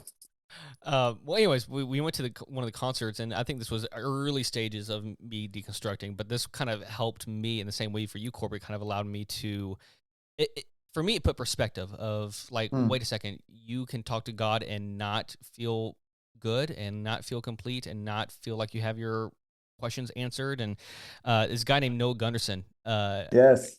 he had Jesus. he had a song. That song made my life much, much better. He's from not very far away from where I'm at right now. He lives pretty close. Yeah. Dude, Yeah. we're taking a trip. We're just doing it. Anyways, there's a couple of And lines in just that gonna song. show up at his house. I know. What? We're going. Hey, Noah. Jesus, could you tell me what the problem is with the problem, all the people in it? Because I've been hearing stories about the end of the world, but I'm in love with the girl and I don't want to leave her. And the television screams such hideous things. They're talking about the war on the radio. They say the whole thing's going to blow and we will all be left alone. No, we'll be dead and we won't know what hit us. Jesus, if you're up there, won't you hear me? Because I've been wondering if you're listening for quite a while. There's one part I'm going to cut to here. Jesus, there are those that say they love you, but they have treated me so goddamn mean. And That line. and I know you said forgive them for they know not what they do, but sometimes I think they do, and I think about you. And Damn. that part just made me really question, am I on the right team for the first time? Damn. Yeah. You have that aha moment where you're like, damn, maybe I'm a stormtrooper in the Empire and not a rebel. Yeah. Fuck. Yeah. Yeah. Justin, for what about sure. you, man? Media that helped me. Oh man. I literally went and grabbed this bottle. Say a for bottle. This here is a bottle of bourbon. You see what that says? Under oath. Under Hell oath, yeah. Oh, yeah. you got the Chasing Safety bourbon. That's I cool. did get that they're only chasing safety bourbon. I did just see them a couple weeks ago Hell yeah. How was on it? the 20th anniversary tour Is it with good? the same two friends who I saw on the Define the Great Line 10th anniversary tour, Oh, beautiful. which is wild because we all live in 3 different states now and it's somehow lined up. Perfect record. shout out to my ex-girlfriend for making me buy her ticket before we broke up. So I had an extra ticket for my friend when he was randomly in town. Heyo. Hey. Love it when a good plan works out. There's a God. Yeah, no, I mean, Probably. giving one of my best friends a ticket that I bought for a person who I hope to never see again. Thumbs up. There you go. Anyways, Under Oath and I feel like we had very parallel journeys. Like Under Oath started off as this Christian band, you know, they're only chasing safety. Like the last track, some will seek forgiveness, others escape. And Jesus, Which they opened with a weird version of it. And it was I saw so that cool. on YouTube. I heard it's dope. But Spencer has said something about like not wanting to do that song because of he feels very disingenuous doing it, which I totally respect. Yeah. Because he has no belief in Jesus, whereas like Aaron still does. So it kind of does he? I didn't know that. But Also we don't have to get deconstructed. But we don't have to get too much into Under Oath story. If you want, there's a lot of episodes of the Bad Christian podcast where they talk about it. Ooh. That you can still find on the internet. Solid Good podcast. podcast. But like I felt like I experienced a lot of parallel steps with them, like the experiences that I hear them talk about. I'm like, oh yeah, I'm kind of experiencing that too. And then where a lot of them ended up in this place where they weren't in the church or whatever. Like Aaron used to do worship albums, and then it was actually an episode of the Bad Christian podcast where he said, fuck, when he was talking about when he first quit Under Oath, like how, you know, he was having all these mental health issues. He's like, I was so fucked up, you know, I was paranoid. I thought, you know, all these he was horrible getting things. sick and stuff. I remember that. And then they're like, and so he got dropped like from shows. And For saying fuck. Yeah. Yep. Reminds me Because of he was Kaleidoscope. Damn. Yeah. But like he was like I remember it was a show in Nashville, and I remember Toby from Emory went on stage at that same venue and said a lot of cuss words. Oh, and sure he basically did. said a lot about like how he was like, you're saying the word fuck is more important than Jesus. And I was like, yeah. What's crazy like, is Jesus wouldn't have cared because he didn't speak English. Yeah. But anyways, good point, Chris. No, I think that for me, you know, it's like watching, you know, all these people who are like, it's like, oh, so you can't be real about like what you experienced. Because if you're too real, it's like, oh, no, you're too real. That's not very Christian of you. Crazy. And I'm like, but I live that. My friends live that, you know. I was always the person who was like friends with the people in the trenches, you know. It's like, and there's a reason why most of my friends who I've been friends with for upwards of 15 years aren't in church anymore. We all met in church, but like when push comes to shove, all of us were let down. And I think that, you know, seeing other people, particularly artists who I grew up listening to or still listen to, write music or share about their current experiences that parallel that, you know, make me feel less alone in that and more. It's like being in church when you're going through that, they make you feel like you're the problem. Yep. Like, you know, I'll say, oh, you know, or like if you're having issues, you're like, you just need to dig in deeper. You need to pray more, fast, you know, all of this other stuff. And it's like praying more and fasting isn't going to help the anxiety that I feel when this person walks into the room when they are just generally an emotionally unsafe person to be around. But they're a pastor, so I can't really push back on their whole thing. It's like there's nothing I can do about that. Yeah. So Starve yourself. Just wait for the That's peace of like God. when I was young, I used to go up and pray about my diabetes all the time. Because you're always told, you know, if you're sick, pray about it. God will heal you if you're deserving. I got diabetes when I was 5. Deserving. It wasn't even your fault. Deserving. It wasn't my fault. It wasn't like a diet issue. It was a negative reaction to a vaccine that I got. And they don't tell the anti-vaxxers I remember that. like as I Don't was tell getting, them that. yeah, well, you know, whatever. As I was growing, like I remember thinking like, why am I not good enough to be healed from this diabetes? Like, what did I do so wrong to deserve this fate? And every time I would ask a pastor, the answer was, well, pray harder. Oh my do God. more, do better, just be a better person. Like, I'm doing everything I can. Like, how do I deserve this? Did you ever get the "you're suffering for the sake of Christ"? Yes, You know, I Christ did. is Yeah, using like, your this is going to suffering be to part be of a your witness. testimony one day. Yeah. Like, you're And going to it's go like- places that other people can't because you have this debilitating, life-threatening disease. Like, all right, guys, it's diabetes. Yeah. It's not AIDS, you know? Like, it's diabetes. But, like, at the same time, I was 5. Dude. And, like, thinking about that, speaking of media that really helped us out with this deconstruction, Ricky Gervais. Oh, yeah. Like, Oh, he's yeah, probably dude. the most anti-God person I've ever seen anywhere in any kind of media. But his, actually, no, it wasn't Ricky Gervais. Who was it? It was on the Ricky Gervais show, but it was one of his guest stars.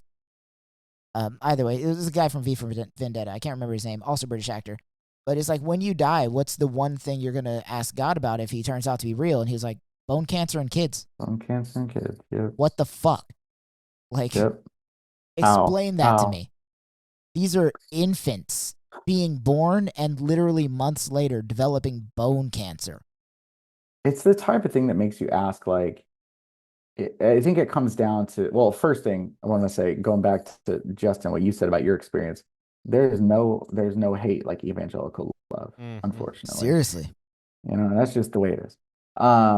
Which is why I think deconstruction is necessary. If not deconstruction from Christianity, deconstruction from that denomination as a whole, because that denomination has a chokehold on the country right now, and it's spitting venom every day.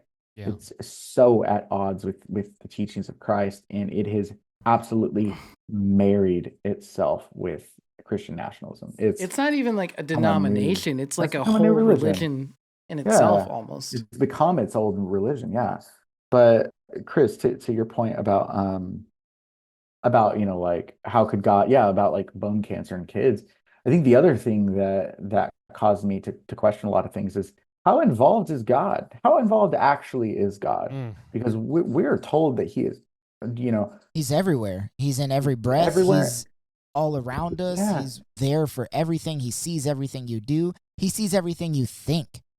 Yeah, dude, what if God So, isn't he? What if what it's the just fuck? consciousness? And what if consciousness isn't, like, that would sure as hell explain a lot of why bad things are happening. But if it's all a part of some master plan, I just don't understand how you can justify, like, if you could justify the amount of objective evil, like you're talking about, like, kids who are being born to die in their mother's arms because of bone cancer or whatever at the age of 3 months or 4 months or whatever, or whatever the case may be. I just think that it's very convenient to make God the most powerful and capable you know, thing in the universe, because then you have someone to pray to, then you have somewhere. Because, dude, I don't know about y'all, but when I started deconstructing, one of the hardest things was to manage my anxiety on a work day. Yeah. Because Bro. all of a sudden you aren't like, I can't God, just throw it on a God. yep. Or I can't just say, you know, okay, God, you know, although there's enemies on every side of me, you know, like, you're gonna comfort me when you're gonna protect me when I'm most vulnerable. If you protected this person, you Set a can table protect for me in the me. presence of my enemies, you know? And it's like, dude, no, I'm just having an anxiety attack at work because I'm in a capitalistic society. Like, this isn't. That does not give a fuck about you No, and uses God to isn't it, justify it. isn't it kind of weird that yeah, exactly. That's the thing where you just kind of start to peel back the layers and you're like, look, this ain't pretty. Yeah. Yeah, I think man, sorry, just going back on like all of that, like I've definitely experienced a lot of anxiety. Like I never had issues with anxiety growing up. Like depression, yeah, but anxiety, never anxious. And then Jeez. it was almost like I contracted it from living with my ex-wife. It's kind of how I felt. It's like I absorbed her anxiety. I wonder what But that's like. one thing that like really affected me like earlier this year, I remember texting my sister about it. sitting here texting 3 a.m. wasn't a great idea. I was not doing so hot, but I was talking about like, like dealing with my rampant anxiety and like, Mhm. I had some bitterness over the fact that like I used to have someone or something to pray to when I Mhm. was feeling that. And I Feel felt like these alone. experiences I had like stole God from me. Mm. Mm. You got to And redefine what God is, as you and deconstruct. and I was just like, because like, I was like, I don't know what I believe at this point in Mhm. my life. Um, it's I'm 35 years old. It's hard to Mm. un unlearn something that was drilled into your head every week for shoot, when did I leave church? The end of 2022, so 33 years. Like Yeah, dude. you've been hearing that your whole entire life. It's like no matter what I consciously believe, it's like I still have some level of hell anxiety. Mm. Oh, dude. Yeah. I haven't believed in a Same. literal hell in over a decade. Like even when I was super active in the church, because I was educated, I learned a lot. I'm a nerd. I would read, you know, scholarly articles and doctoral, dissertations about things like this because that was kind of like what interested me. So like I'm walking away knowing more than the people who are supposed to be like teaching me in a sense. So like I hadn't believed in hell in a long time, but even now it's like I still have this like Mhm. Oh, back of the yeah. head like, well, It could be real. but what if I'm Yeah. wrong? Yeah. Well, And I'm dude, going I to think I that's suffer a get that. forever. I get that. might I tie in here, Justin? I love that you brought up you felt like a 5-year-old, or like because I feel the same way. And it honestly, like here comes the old youth pastor in me, but I think about Jesus' declaration of what it means to have a childlike faith and everything, Mhm. and it also ties to me personally about what it means to love our inner self and love our inner child and everything. And to Mhm. me, I can't help but think about when it comes to faith, at least for me, anyways, that true faith is about not knowing and just leaving Mhm. it up to the unknown and allowing yourself to have certain principles, yes, but at the ultimate point of it, just have a sacrifice, just have the willingness to kind of like what you mentioned in the last episode, Corbett, about Pete Enns, just letting go of the sin of certainty and letting go of Mhm. having to have everything under control. I mean, Christianity really shot itself in the foot when it really tried to, in the Enlightenment period, tried to have the Bible as its ultimate source of truth, because it truly did mess up its later generations to go, well, wait a second, well, then what about all these errors? And so it Yep. truly did not know what it was setting itself up for, because Mhm. It never expected people to read. right. Yeah, Yeah. dude. And to both y'all's points about all this, and I'm going on a tangent here, but um, I think ultimately what this comes down to for me is allowing myself to be completely open, and that is so scary, especially when you're first, because Mhm. that's an anxiety for me, because Yeah. I was similar situation. I was in church when I started having these thoughts, and I knew that no one in this building had the same exact thoughts as I did. And then Justin, when I met you, I was like, maybe him, but like very few people. Like I know that most of the people in this area do not have any similar ideas to me, and what a Mhm. horrible loneliness that felt like. Let me tell you, Tim, when you first brought that to me, I was like, fucking finally. Oh my God. Yes. Yeah, Chris is Thank like, I've been you. waiting here for 3 years. yeah, Dude, Now we I have can a resume our friendship. dude. Can I say something real quick? Yeah, no, please. Yeah. yes, I have a vivid memory of feeling very seen because same thing, Tim. I remember in 2020 when the George Floyd stuff was going on, Mm. I was kind of publicly calling people out on Facebook, probably a bit, pretty aggressively. They deserved it. And You got into and a I couple of my rem comment sections. I was happy about that. and you're the person I'm about to bring up here, actually. I remember Aw. you were doing a podcast at my parents' old church, the Soul Colonic, which Fuck, I was forgot about that. dude, which actually I loved I enjoyed those, dude. Yeah, it's called the Soul I Colonic, which forgot is about that too. hilarious. It was about like a colonic on your soul, which I thought was a pretty cool Listen, concept. I was Now that I'm thinking about that, we actually went out and got like physical colonics. Y'all went and got colonics. We actually had a hose put in our butts to experience what that was like. And then the whole like pastoral thing was, and now we'll do that for your soul. Oh, God. And I was like, but what about my body? Dude, I think from like when I look at that from a marketing perspective, I'm like, that's fucking brilliant. But whenever I look at it, I'm just like, it's too on the nose for the wrong that Christian, like the Catholic Church has done specifically. I'm like, hey, a little on the nose. I remember one thing you said was because dude, felt very alone.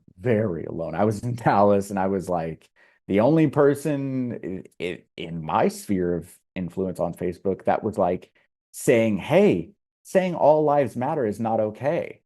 And I was getting like crucified for it. And I remember my dad was on the podcast and which I was really grateful because he brought me up and I was like, shit, is he about to like tear into me? Like I would never expect him to do that. But there's that anxiety. And he was like, Corbett's being brave. I'm proud of him for what he's doing, which I was like that made me feel so good that even though, and he agreed with me on a lot of what I was saying. But I remember, I'm sorry, Chris, you were like, you piped up really loud and you're like, Corbett, I'm here for it. I see you and I support you. And I was just like, man, I'm all the way in like Dallas. And I just felt really supported because that was like a scary, scary time for me, like posting what I believe. And just to hear you just like unashamedly jump in and defend me was like really cool. Listen, I went to those protests. Like I was physically at those George Floyd protests. Yep. And dude. Like it started way before that. Like I think the biggest push for me, and so ironically that it came from within the church that is so upset that I left, not the specific church, but like Big C Church. It was like such a Christian statement. Big C Church. Yeah, well, you gotta clarify nowadays. It was some of the people that were like my youth leaders when I was a kid that were like, hey, you shouldn't be talking about this stuff. Like, this is dividing us. I'm like, well, if you're on the other side of this issue, it should be dividing us. Like, there is no world where the God you taught me about is okay with this. Dude. Why is this even a conversation? You were told to love God and love people. And what about your actions right now is loving people? You're celebrating the death of a human being.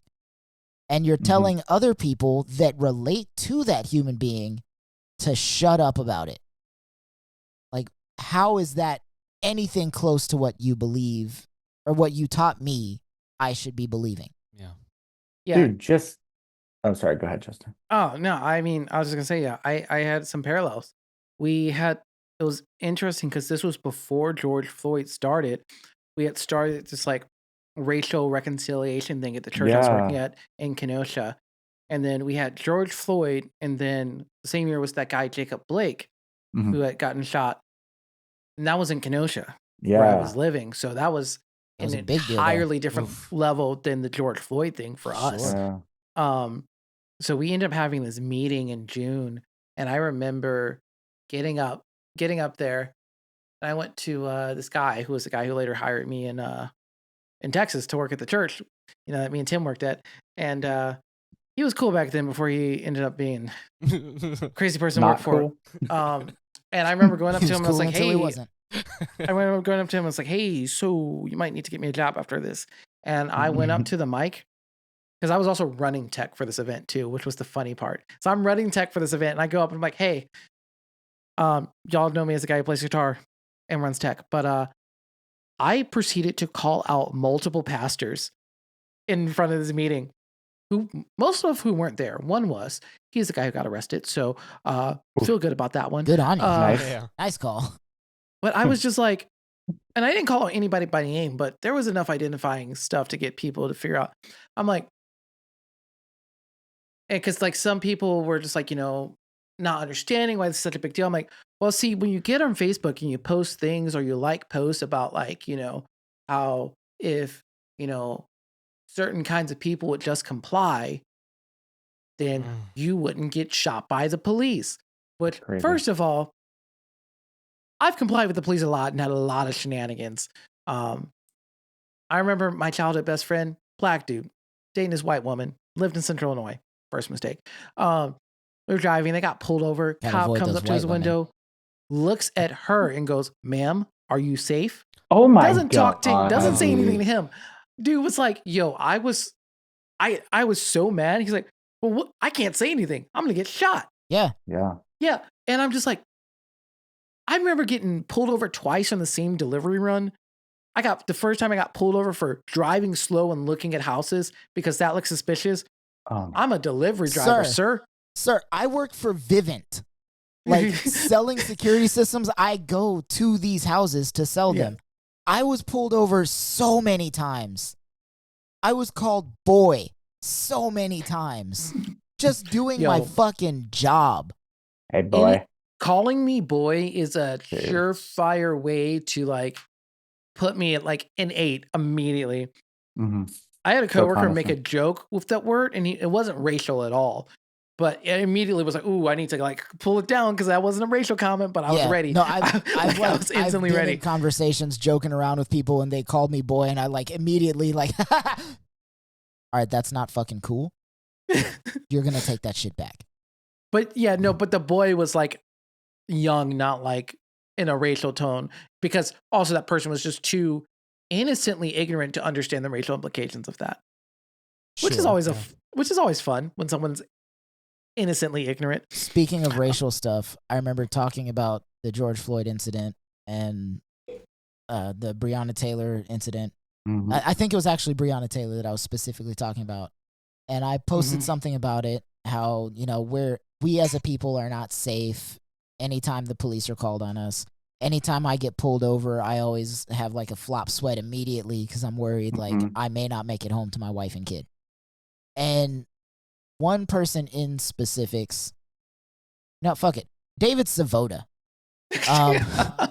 He commented on that post and said, "Why does it matter? You're not even that black." Okay. Get over it. Respectfully, fuck off. And like, that's crazy. For a solid 5 minutes, I just sat there and reread that comment. Oh my God. Like, you've known me for years. Yeah, this is a guy that went to our church, since I was a child in kinder church. That's he has so known sad. me. He's known my Kinder dad church? for years. He was one of my dad's best friends growing up. While I was growing up. Because we went to the same church and they were at all the same events in the men's ministry and they were there every Sunday and every Wednesday.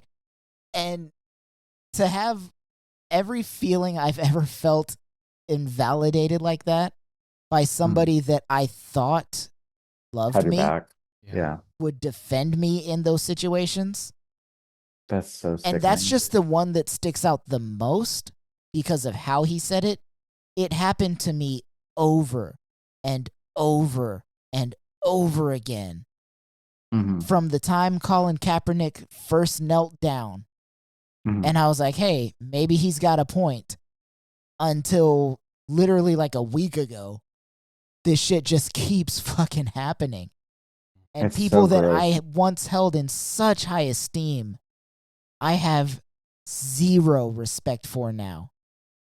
Dude, that's the comment. First off, I'm so sorry you encountered that, dude. That's repulsive. I posted something recently about basically just resources for abortions for women.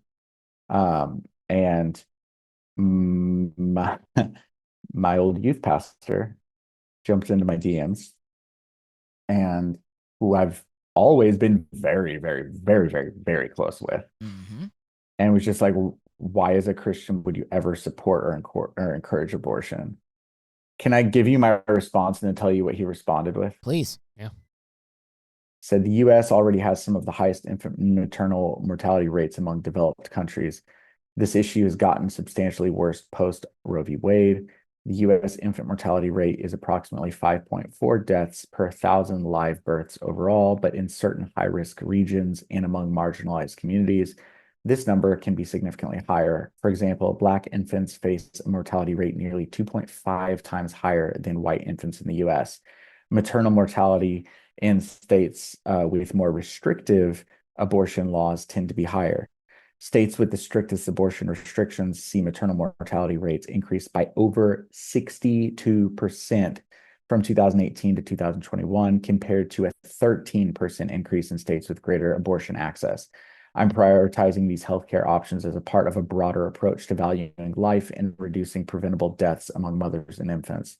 I believe that the least of these refers to living people who are marginalized, withheld sexual education, which leads to increased pregnancies in areas with abortion bans, resulting in those higher death rates among infants and mothers. For me, at the end of the day, it's about the math. I'm going to vote for fewer deaths. I know the argument is that life begins at conception, therefore abortion is essentially genocide. But this is an unquantifiable opinion that modern day Christians justify with the text taken out of context. I also see the majority of evangelical Christians are totally okay with IVF, which in most cases results in multiple eggs being fertilized to increase the likelihood of a viable pregnancy. Usually, when multiple eggs are fertilized, the family decides that more than one child is inconvenient. And by their own definition, they murder the remaining eggs that have been fertilized. Right. With no clear answer as to when life actually starts, I'm focusing on what is non-arguable. The women who need ectopic abortions, medications, or procedures such as a dilation, dilation and curettage used to prevent certain types of complications after a miscarriage, etc. Do you know what his response was to that? I'm not reading Thumbs that. up. It was a thumbs up. Yeah, I'm not reading that. It was a thumbs up. And I'm like, it's the same thing. Obviously not the same as the race aspect of it, but the same thing of like, these are people that you used to hold in high regard. These are the people who formed your worldviews. These are the people who were teaching you every single week, who were shaping you. And then they prove that they don't give a fuck about you. They don't give a fuck about you because you disagree with something that they are calling very clear when it's actually a very nuanced issue. I had a friend recently who had a baby and I congratulated him on it. I know he's very pro-life and I definitely struck a nerve when I said, "Hey man, congrats. I'm so glad you had the opportunity to choose to have this baby."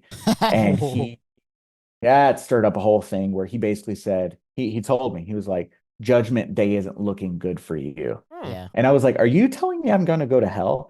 And he was like, Yes. You're so cavalier about this. You're bringing up all these statistics and all these things that don't matter. How At the end dare of the day, you bring it's up about facts and numbers? Dude, I know, that's what I'm saying. It's like at the end of the day, this is the stuff that pushes me so far away from ever wanting. Sorry, why would I want to submit myself to that kind of leadership? Sorry for the listener. Tim is He disappears. retreated. He is suffering. If 2 plus 2 equals 4, then why doesn't any other statistical data not matter? It doesn't make any stupid sense. Dude, multiple people have told me, literally 3 people now have said, it's great that you're throwing out all these scientific studies and blah, blah, blah. But at the end of the day, it's not about that. It's about the babies. And I'm like, okay, so you're so afraid of going to hell that you're not willing to redefine definitions or reapproach things. Like, dude, that is an insult to God, in my opinion, to refuse to use the brain that he gave you. That's the thing. To refuse to question anything. Those people are the ones that are like, God isn't afraid of being questioned. God wants you to dig deeper into these topics. Right? And then when you do, they're like, not like that. Not like that. He doesn't want that. God doesn't like that. No. That's wrong. No. You can ask questions, but the kind of questions you need to ask are like, hey, was it a literal 7 days or was it like a few thousand years? I went to master's commission and I did a bachelor's degree in 1 year at master's. I did 4 years worth of West Coast Bible College and Seminary in 1 year because I'm the person that when I get interested in something, I Dig in. dive deep. I spend all of my free time on that thing, and I know everything about it. So when I go for a Bible degree at a Bible college, you're gonna have a hard time debating me, is what I'm saying. Yeah. And my mom was so proud when I decided to do that. And then when Until I got now. back and I had differing views from her, she's like, "Oh, you think you're so smart going to Bible college?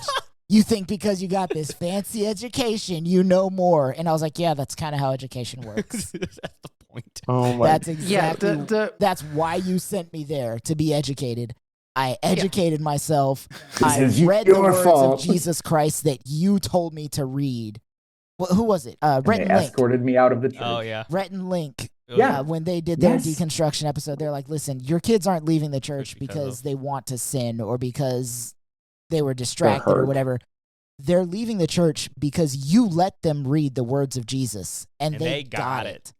Yeah. Like, Mhm. that's exactly what happened.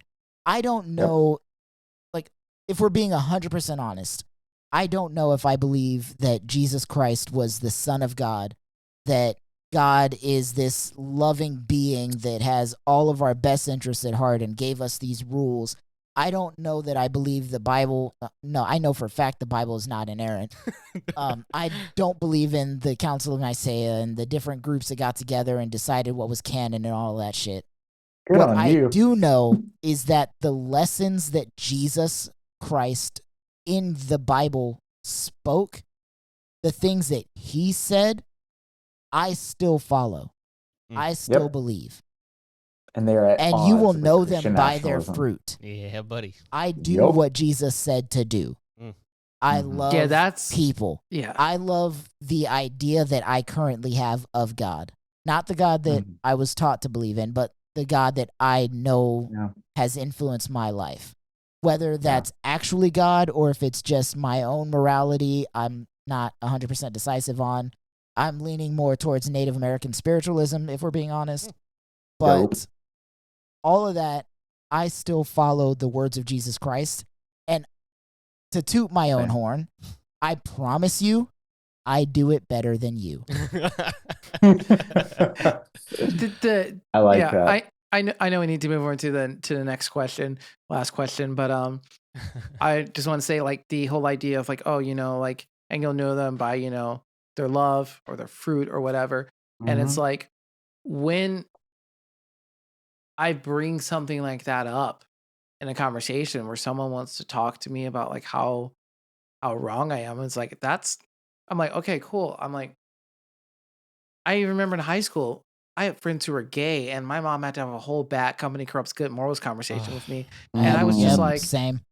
and I was like, are you saying that they're going to turn me gay? Because that's not how that works. Of course, back then, people didn't accept that people were born gay. Yeah. But They still don't. Still What are you don't. talking about? I mean, it's more accepted now. They're just not True. supposed to act on it. Is the new thing. But, like, Oh my god. I remember being like, okay, yeah, so I'm just supposed to shun this person and not be friends with them. I'm like, because I remember bringing up, that, and my mom didn't have, like, a great answer for me. I'm like, yeah.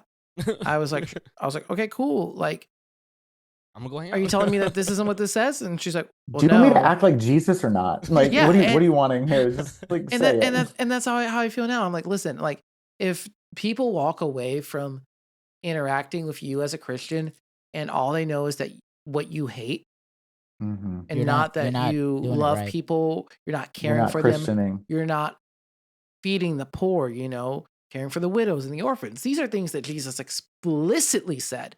And did. yes. And if you're known as, like, yeah, I'm the Christian, so, I support, marriage is one man, one woman, blah, blah, blah, all these typical conservative talking points, it's like, that to me doesn't line up with what I learned. So, I think my Twitter bio, if I'm not mistaken, is still I'm proud of being a bleeding heart, and then hashtag Jesus was a bleeding heart. Yeah. Dude, literally. beautiful. Well, we've been dancing around it. we've been touching it, we've been dabbling it in there, but let's just get into it. Let's dive in. Christian nationalism. Fuck it. Fuck it. All right, hey, At the wait. same time, we both said fuck it at the same time. Yeah, that was great. Just impulse. Fuck it. I actually got a personal anecdote in regards to that. You know, if the January 6th situation. So, not going to name any names, but some people close to me, there was a divided house where in this married couple, one was conservative and one was liberal. Were they there for January 6th? Because if they were, you should where was the names. conservative? No. January 6th was this catalyst for change, and dude was conservative, and I remember talking to him after January 6th because I was living in Texas when that happened, and I came back for a few weeks to see, not for a few weeks, a few weeks in to see my sister when she had surgery. I was back in Wisconsin.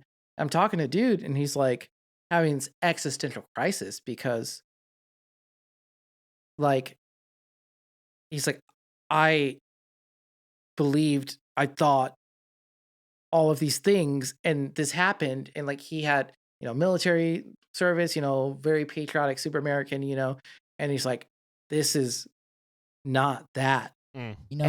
I did see a lot of military and police officers that I personally know, like, that was their breaking point too. So good for him. Yeah, it was, and then the other factor was seeing the people who he respected, like who were conservative, like pastors and whatever, back in his home state, being like, yeah, go Trump, stop the steal, don't let these liberals get away with it, blah, blah, blah, whatever. And he's just like, this isn't good or right, and this is a person who voted for Trump, 3 months earlier, 2 months earlier, whatever. And he's just like, and I'm like, yeah, I have never seen such a hard political shift in anyone in my life because it was a full turn. But like that, I think was like when I feel like Christian nationalism became like really tangible for a lot of people was January 6th. Yeah. And like, yeah, sure, it played a part in the 2016 election, but I think the 2020 was where for a lot of people who weren't as in tune with politics as like people like us are, where they're like, oh, wait. Oh, no, I'm not with you. I thought I was with you, but we're not really with you. And that's where you get those middle ground people, I feel like. My biggest problem, though, is that those just didn't vote this election. Well, yeah, I mean, the people kind of drove it too. The people that were like, or a false assumption of it. We used to be Republican, but January 6th was our breaking point. They still didn't vote Democrat or even third party in most cases. They just decided to abstain because they couldn't vote for the party they used to vote for. Yeah. Well, I've got some thoughts on. Oh, sorry. Go ahead. No, I was just about to ask for you for like general thoughts about it. Where do you feel like it's infiltrated in America, the church, and I don't want to spoil anything, but we were talking earlier a little bit about some other things. So I'd love for you to just kind of deep dive into it. Yeah, cognitive dissonance. I think Christian nationalism employs that to a really high degree. I've got some notes here. And if anyone's unfamiliar with what cognitive dissonance is, it's the psychological discomfort experienced when someone holds two conflicting beliefs, values, or attitudes to influence individuals and justify its ideological goals. So by creating or leveraging that dissonance, proponents of Christian nationalism can manipulate beliefs and behaviors in ways to reinforce their agenda, specifically to consolidate power within their base. So things like merging religious identity with national identity is really, really dangerous. The conflict that's created there is Christian nationalists often promote the idea that in order to be a true Christian, is to be synonymous with being a true patriot, which is this just a completely westernized 2024 approach to Christianity. It creates cognitive dissonance for individuals who value both their religious faith and the democratic principles like pluralism and equality, which is something we all believe in, which is going to obviously conflict with the exclusivity of Christian nationalism.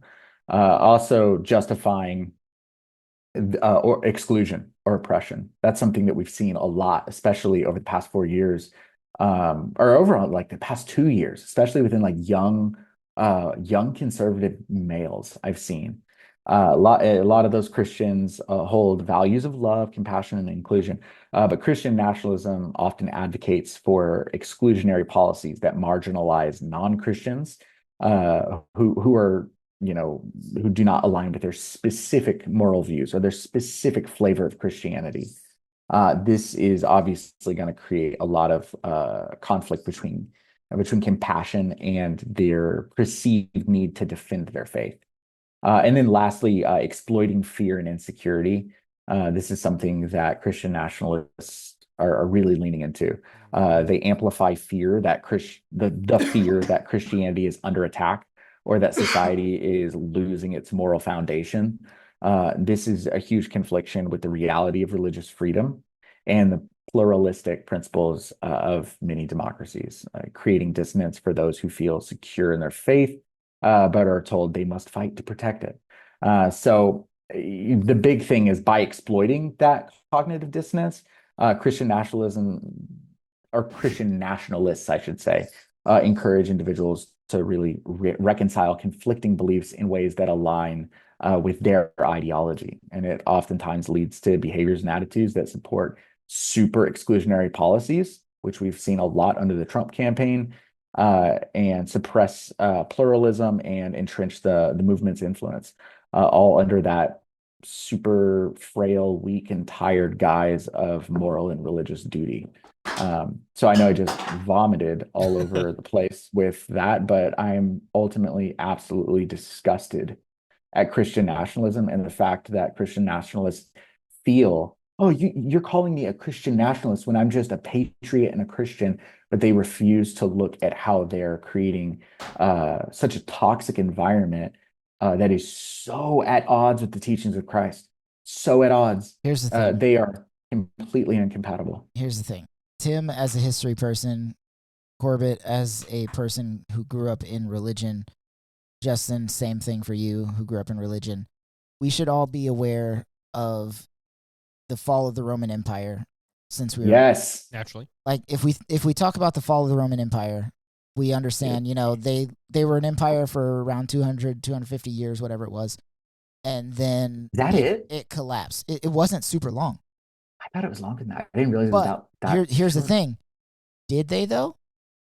Because at the time of the Roman Empire's collapse, that's when Christianity started becoming as big as it is. Right. And Rome became the capital of Catholicism. All they did was transfer their power from a Roman Empire, quote unquote, to the Catholic Church. So you're saying the Roman Empire still exists? 100%. And it still uses all of the same foundations that the Roman Empire had.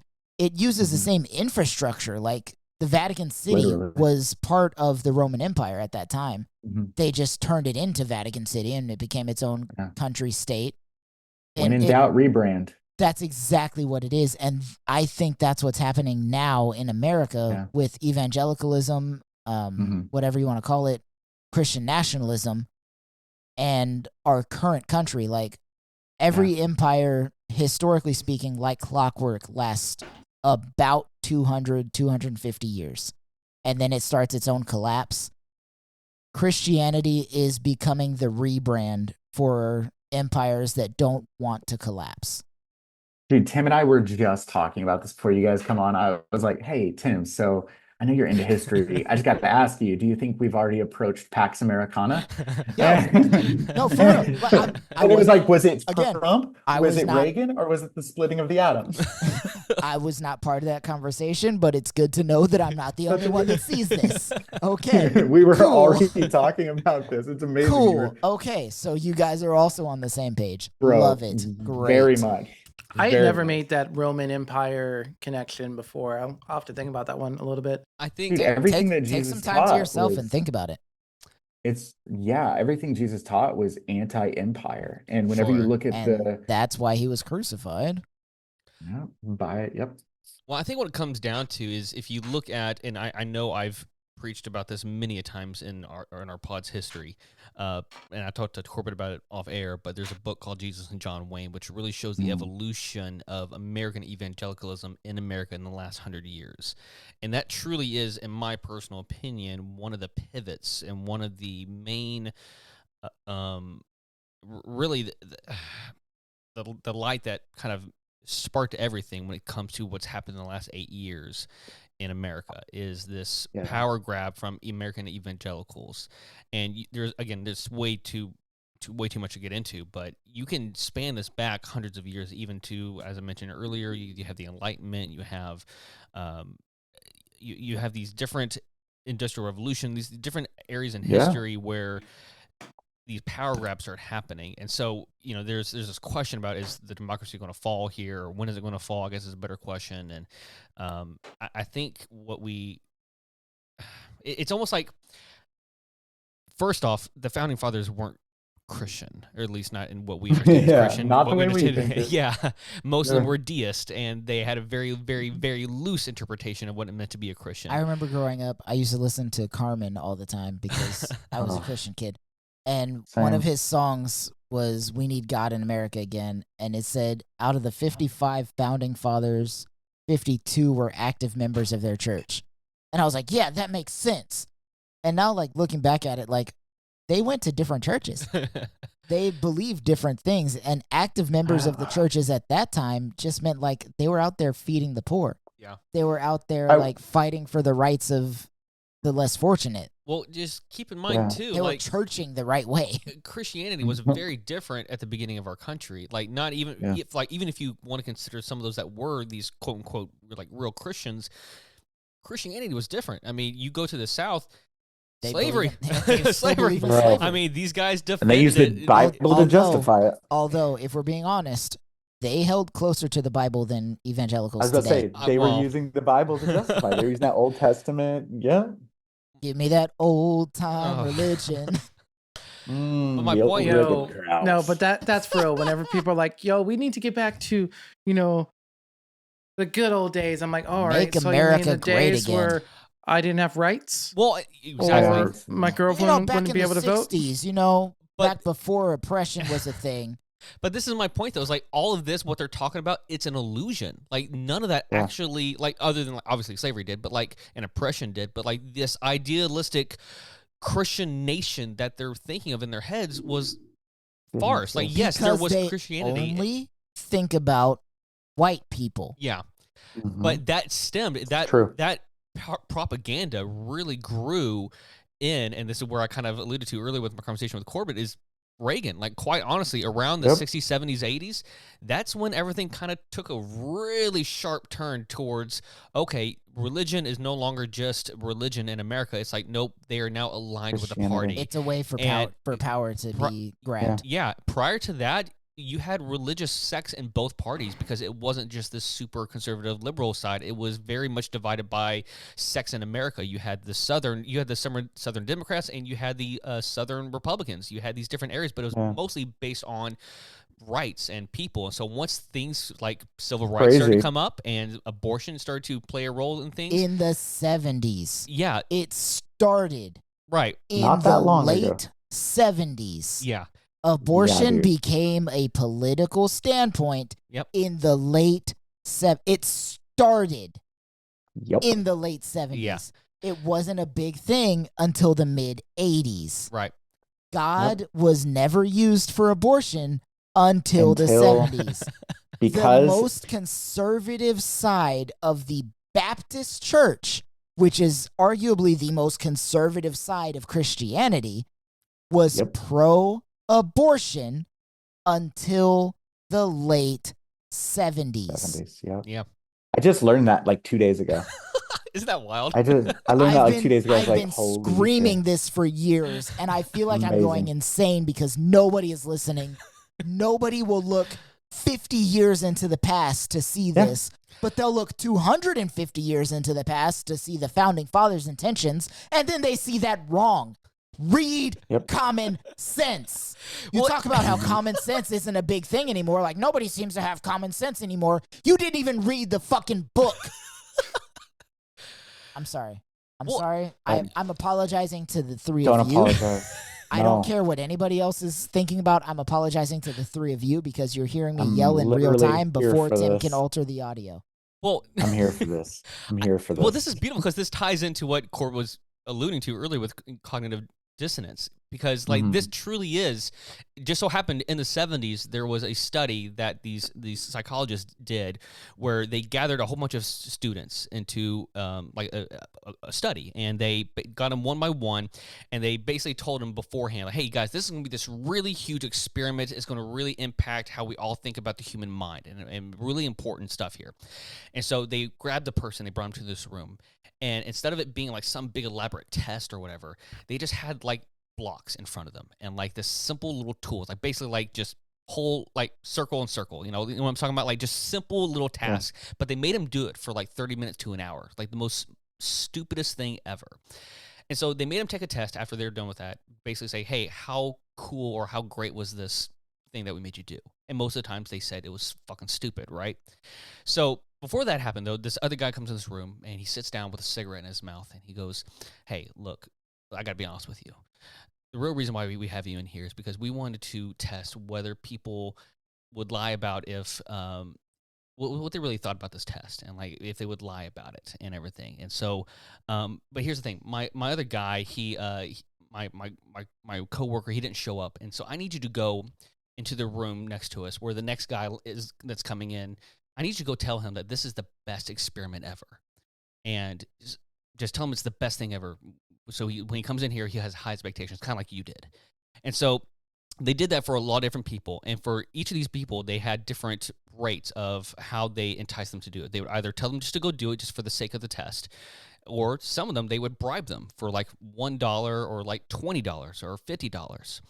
And so some of them would do it. Most of them did actually do it. And they would go to the person and, lie to them in most cases to tell them, hey, this was a great experiment. And then afterwards, a few days later, they would get those same people and bring them back and ask them to evaluate the test that they took, the original test that was really boring. And what they found was that the people that were bribed a large amount of money didn't lie. Like their test results before and after about how they thought about the test that they took didn't vary that much. It was very similar. It was like, I thought it was boring.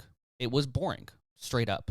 But for the people that weren't bribed that much, and the people that lied to the next contestant to come in, they had a very opposite answer about things. They believe very highly in the test. Well, it wasn't so much that. It's just there was this... Or they spoke highly. Well, what psychologists have come to conclude here is that they felt like it was so uncomfortable that if my original... I'm going to try to rephrase this in the correct way. If you're bribed, that's the easy answer. Oh, well, of course it was stupid. But the reason why I lied is because I was bribed. You have a reason. You have a connection for why you did an action.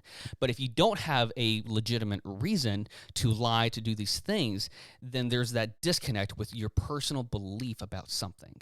But if you don't have that reason to disagree with that personal belief, there's this discomfort. And so you're much more likely to lie and to basically reason with your original answer. You're more likely to bend, oh, well, yes, I thought it was boring, but this. So, like, if you didn't have a reason, financial reason to lie to someone else, you find a reason to lie to yourself. Correct. And it was so much easier for you to bend the truth. And you can see this in cults. You see this all the time in cults of people going, oh, the end of the world is tomorrow. But then when it's not there, it's like, oh, well, they did say it was tomorrow, but actually we it's going to be... miscalculated the date. All these different things. And for those of you that can't see camera things, Corbett is like leaning into the camera. I'm here for this. But the reason why this is so important is because this is where I truly believe, even myself, we all fall victim to cognitive dissonance in some level. But when it comes to Christian nationalism, we've come so disillusioned with where we draw the line because we are now become so dogmatic and so intertwined with power and what is the status quo. And so what I try to do when it comes to relating with people, especially on a more individual basis, is I don't try to challenge their facts. I try to challenge their discomfort. is why do you feel such discomfort here? Why is this a problem? Why are we That's smart. Why are we wise. disagreeing with this? Oh, that's a real. Dude, that's Why have I so never that sounds so thought much of more doing effective. that? Dude, I've gotten into so many freaking just like Facebook messages with people who are like specifically from like Oklahoma, like 44th in education, and I'm like trying to explain to them with data, and they're the people that are responding like, you can give me as much data as you want, but science isn't the word of God, and like Why? it'll never stop. Yeah, exactly. Why? And it's the type of thing where it's like those are the people, the cognitive dissonance, and we were talking about this earlier. Okay, these are the people who say, well, sure, the climate is changing. The planet's probably going to burn up, but it's going to get worse before it gets better, anyways. And this Right. is the sign of the end time. I'm going to get raptured. Who gives a fuck about the future generations? Jesus is coming back tomorrow. Yeah. Like, and it's like, holy shit, what a horrible way to be, a steward of what we've been given, the planet. Well, that's Anyways, No, that's perfect because it truly ties into like why do we battle against that discomfort? It's because ultimately, at the end of the day, we don't want to perceive ourselves as the bad guys. We don't want to Yeah. see ourselves as being Yeah. wrong. But that's the whole point: is if you can let go of your pride, if you can let go and just assume that maybe you are wrong, and that maybe at the bare minimum that there is more than just your own opinion, then Mhm. it becomes a whole lot easier to not just change your mind, but change your heart. And so when I think about Christian nationalism, when I think about cognitive dissonance, and I think about dogma and these different denominations that dominate the Christian landscape in America, I think about there is so much discomfort because they feel they are so heavily tied in this sin culture that doesn't even truly really exist, only based on the own prison that we have put on ourselves. And Yeah. it's just wild to me because all we have to do in order to get out of this is truly just evaluate ourselves and go, why is this so discomforting to you? Is it But really that's just why deconstruction is so painful. It's not Yeah. it's not something you choose, but when it happens to you, it's so scary. And so many people so many evangelicals, like for me, I probably could have started my deconstruction journey 10 years ago, but out of fear, I turned the other way. Mhm. I kept turning the other way. I mean, it wasn't the first time any of us, like whenever the first time you really went down, like whenever the first domino really fell, The it uh-oh wasn't the moment. first time you questioned. It was probably 10 years of Listen, you saying, listen. no. Anytime somebody mentions like, "Oh, I've been really looking into apologetics," I'm like, Oh, honey. "What is that? 5 years from now?" Got it. Okay, Dude, I'm tracking. the whole concept of apologetics is the most pathetic thing to me. I'm like, why do you have to defend your faith? Why do you have to put together an entire theology to defend your faith? Discomfort. Is your faith that flimsy? It's discomfort. Is No, it? I don't get me wrong. I understand the idea of what apologetics should be is like being able to defend your faith against people Sure. that don't believe in it. But whenever there's two kinds of people that mention apologetics. It's people that are teaching apologetics, Mhm. or it's people that are like, "Oh, I've started studying apologetics." Yep. And within the next 5 years, I promise you, those people have either completely deconstructed or at the very least are like, I don't know what I believe anymore. Yeah. And It's the same thing of like open up your Bible and read, and Yeah. pretty soon you'll be like, "Ooh, I don't think I should go. Why would I go to a church if I subscribe to the teachings of Christ? listen, Why in the fuck would I if- go to a church?" if you're telling me that you believe everything that the Christian church is telling you, I know for a fact you have You're not not reading read the your Bible. Bible. Exactly. That's it. Beautiful. Or Beautiful. I will give some people some leeway there. Or maybe your church is weird. I got a coworker who goes to a church and they are always broke because they put their money into the community and feeding people and whatever. They get our trash mics from the company I work at. You know, it's like, oh, we're gonna throw them out. Coworker's like, ooh, I'm gonna just take these to my church because they're actually they suck, but they're not illegal to use. So Yeah. you know, and listening to them, it's a very like LGBTQ friendly church and all this other stuff. And I'm like, That's dope. yeah, okay, I'm on board with this. Like, you guys No, are I'm good doing, with those. Yeah, for you're sure. doing, what the Bible says to do. We're talking about the Hillsongs, the Oh, Elevation Church, That's a whole nother episode. Yep. But it's not even just them. It's they set the model that's what the majority of evangelicals are striving to be like. And so Yeah. I think what we're talking about, and maybe we should clarify for listeners, we're not talking about Christianity, real Christianity, actual No, churches that are again, like actually doing good things. I fully Yeah. believe I follow Jesus better than the Christian church. Yeah. Well, yeah, for sure. Like Like if you put me and Joel Osteen in front of oh my God God. and you say only one of them can get into heaven, 1,000% I believe I'm the one getting in. Did you close your doors when there was a hurricane? I'm just curious. I actually Because he did. I sent a message to my friends that lived in Houston, was like, hey, if you need to get away for the weekend, come to my house. That's crazy. So yeah, opposite. My brother used to live right next to that church. I remember the first time I Yikes. visited him, I was like, oh. Should Listen, egg when, the church. when Hurricane Katrina happened, I had 23 people living in my house. I was a kid, so it wasn't my decision. But that, like, seeing my dad invite people into our home, like, Yeah. obviously my family, his sister, my tia Brenda, she's one of my favorite people on the planet. Her and her family came, loved having them. I also had family that is like my grandma's sister's half-sister's children. They also lived people in you've Louisiana. never seen, probably. No, Yeah. I didn't even know that we were Didn't related. even know them. Yeah. They were invited. Yep. I love them. Like, they were at my wedding when I did get married, but like Yeah. before then, I didn't know who they were. Seeing Yeah. that from my dad is Beautiful. how I know who Jesus is. Exactly. Yeah, dude. That is my image of Jesus. Like, if you ask me who Jesus looks like, it's my dad with hair. Like, I that's miss your Jesus dad. to me. Oh man, yeah. And Dude. it has nothing to do with this white evangelical Christian American Whitewash. Jesus. Like, Yeah, he didn't have an AR-15, and he's not wearing a MAGA hat. I'll tell you that. bro, who was that? Lauren Boebert was like, well, maybe if Jesus had an AR-15, An he would have been AR-15. crucified. Like, I By don't his think own you understand government. your About own to say religion. that. I don't think Dude. you understand your own religion. He had to Yeah, be 'cause- crucified. Yeah, Otherwise, she's like, he didn't You defend wouldn't himself. exist. Yeah. Dude, one thing that Tim and I were talking about, and I just want to squeeze this in, and I know we're getting close on Yeah, time, we're but going to have to cut this short for sure. for sure. Because we could this will be do the like last. 7 more hours of this. This is the last thing that I thought was really crazy, and it's something I saw today. And I was like closing my eyes, snuggling with my dog. It was amazing on the couch, and Queso, my corgi, and Love it. I had this aha moment, and it was, oh my God, all of my synapses were firing like crazy, and I was like, I just realized that modern day evangelicalism and Christian nationalism, specifically, remember we talked about the conspiratorial overlap last time, how there's that, dude, it's escapism.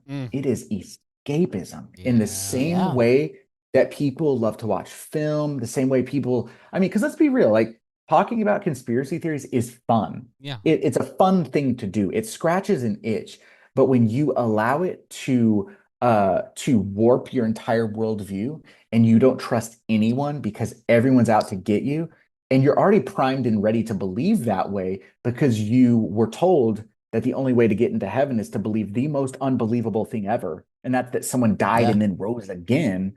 You're very much primed and ready to believe the unbelievable. So all of a sudden, you've got, like, I saw a post, this girl, same girl in Oklahoma, and it was just like super, super MAGA worship pastor who like will be on the church with like on stage with like a shirt that says like feminine, not feminist, like leading worship and shit, like that kind of person.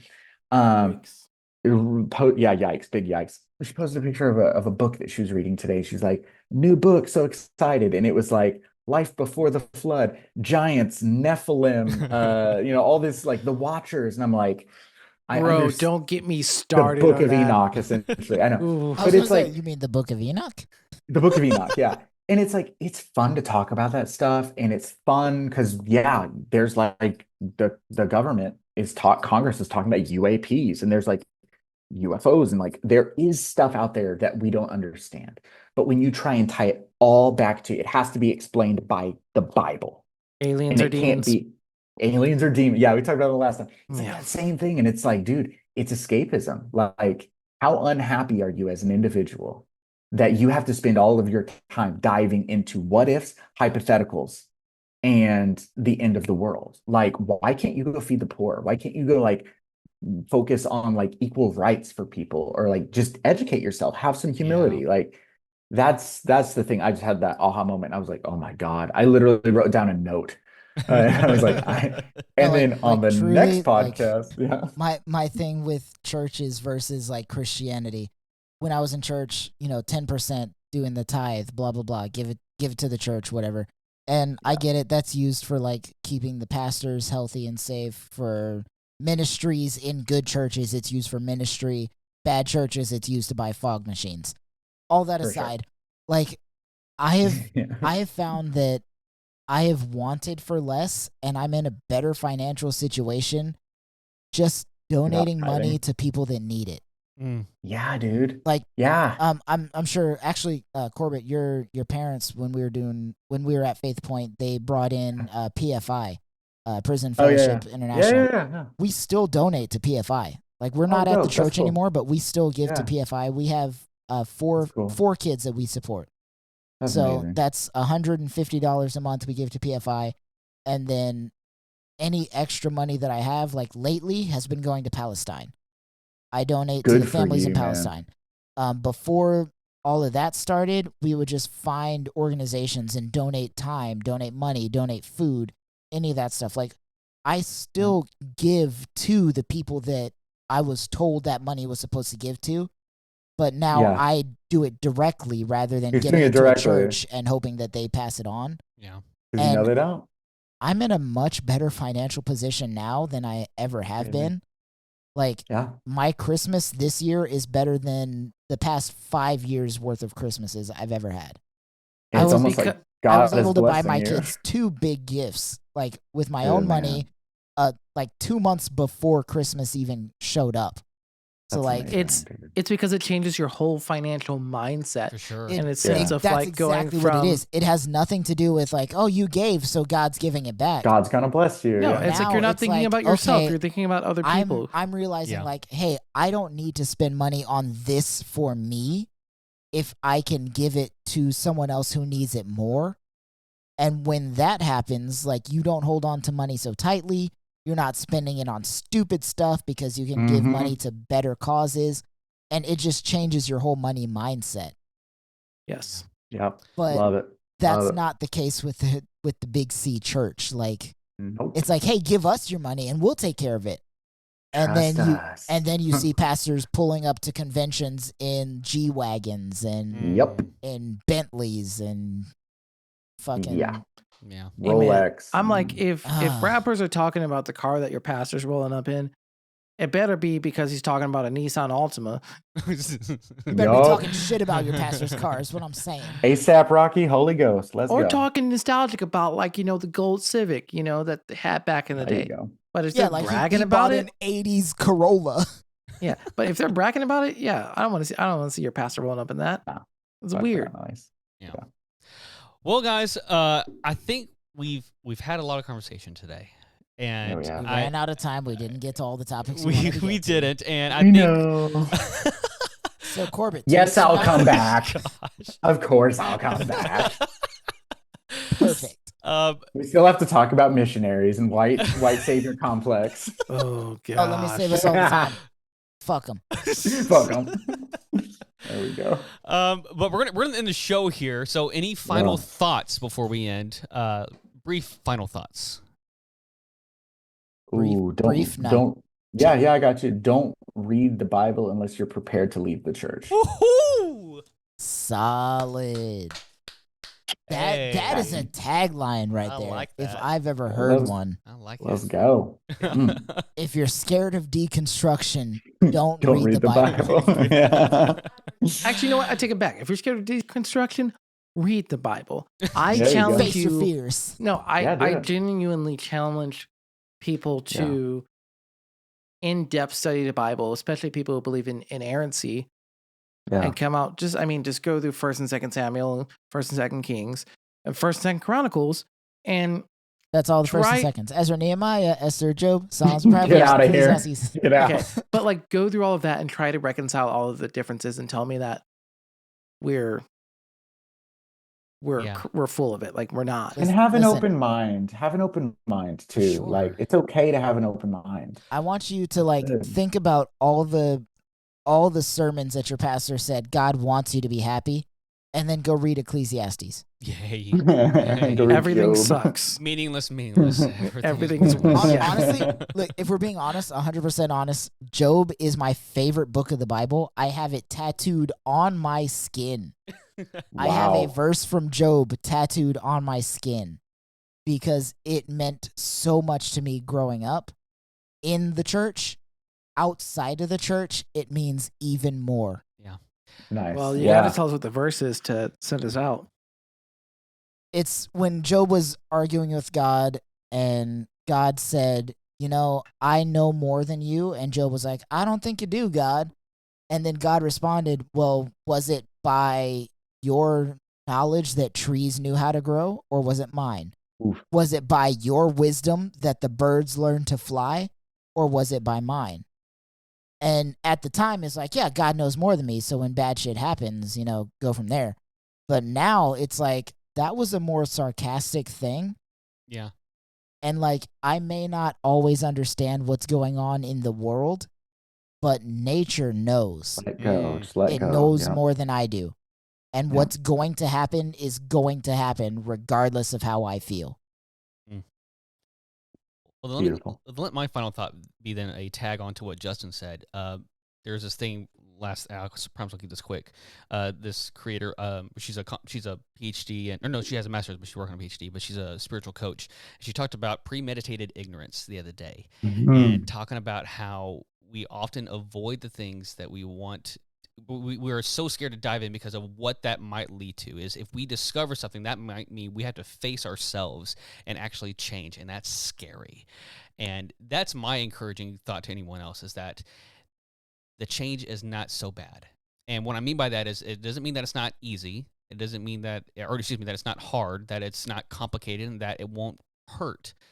But I can definitely say, for me personally, I've become more free and more okay with who I am as a human being. Yeah. And I think in most cases loving than I ever have been before. And that's because I've chosen to challenge myself and to be okay with opening the door a little bit and discovering more and being curious about the world. And if you can do that, I think you could have a little bit more freedom in your own life too. On that note, like, as part of deconstruction, I've lost a lot of people in my life that I thought would be there forever. Yeah. However, looking at where that church is now, if I had stayed in that church, most of those people that I felt like I lost because of my own deconstruction are no longer at that church. I would have lost them anyway. Yeah. Yep. The things that you're scared to lose are going to be lost one way or the other. So you might as well benefit from it. Yeah, Tim, tag onto what you said is be the last thing I said. The last thing I say, growth begins where dogma ends. When you dare to challenge your beliefs that confine your understanding, you open the door to infinite possibility. You can that tell a this quote guy. from This something? guy's smart. Yeah, no, Is that from something, or is that you? I was just writing it off on the side while you were talking. Yeah. Send that to us in the text group, bro. Yo, yeah, I got you, Oh bro. my see, god, there's a reason That why was he does good. marketing. He's got those thoughts. Get I'm out of putting here. that shit on Catchy. a shirt. Let's go. Well, on that All right, note, baby. I think that's a beautiful place to end this episode. So, guys, thank you all again. Corbett, thank you so much, dude, for being involved with this and being here. Love your company. Love you as a human being, man. Just incredibly fortunate to have you here, man. And thanks for being a friend. Dude, thanks for having me, and I will always be your friend, no matter what you choose to believe. So, Aw. I love you all, and I accept you all. Oh. Okay. Rad. And thanks for having me. Therapy session. Well, thank you all, our listeners, for listening to our podcast, and be sure to subscribe and leave a rating on your favorite podcast platform. And don't forget to follow us on Instagram, TikTok, and Facebook at Always More Pod. Justin, where can we find you, my friend? I am just about everywhere as Justin is Theory. Yeah, I got nothing to add to that this week. I'm tired. Chris, what about you, man? I'm on Instagram as Captain_CT Ford and TikTok as Christopher.Lionheart. That's so weirdly Corbett. It sounded like you were gonna say something else. It's like, do I? Are we Part sure? of my job is to. That's it. You can find me on LinkedIn. No, I'm kidding. You can find me. You can find me on LinkedIn if you want. You can find We're me friends on LinkedIn. Yeah, dude. Yeah, we are. On Instagram, Corbett CORBETTOH, Corbett O. Yeah, should probably change that. That's it. And guys, you can find me on pretty much everything at Timothy Lichty. Thank you all again for listening. Make sure you guys follow Corbett along wherever he's at on the social medias. Guys, thank you for being a part of the conversation. And remember, there's always more than this. Bye, everyone. Love you. Peace out. That was a good one.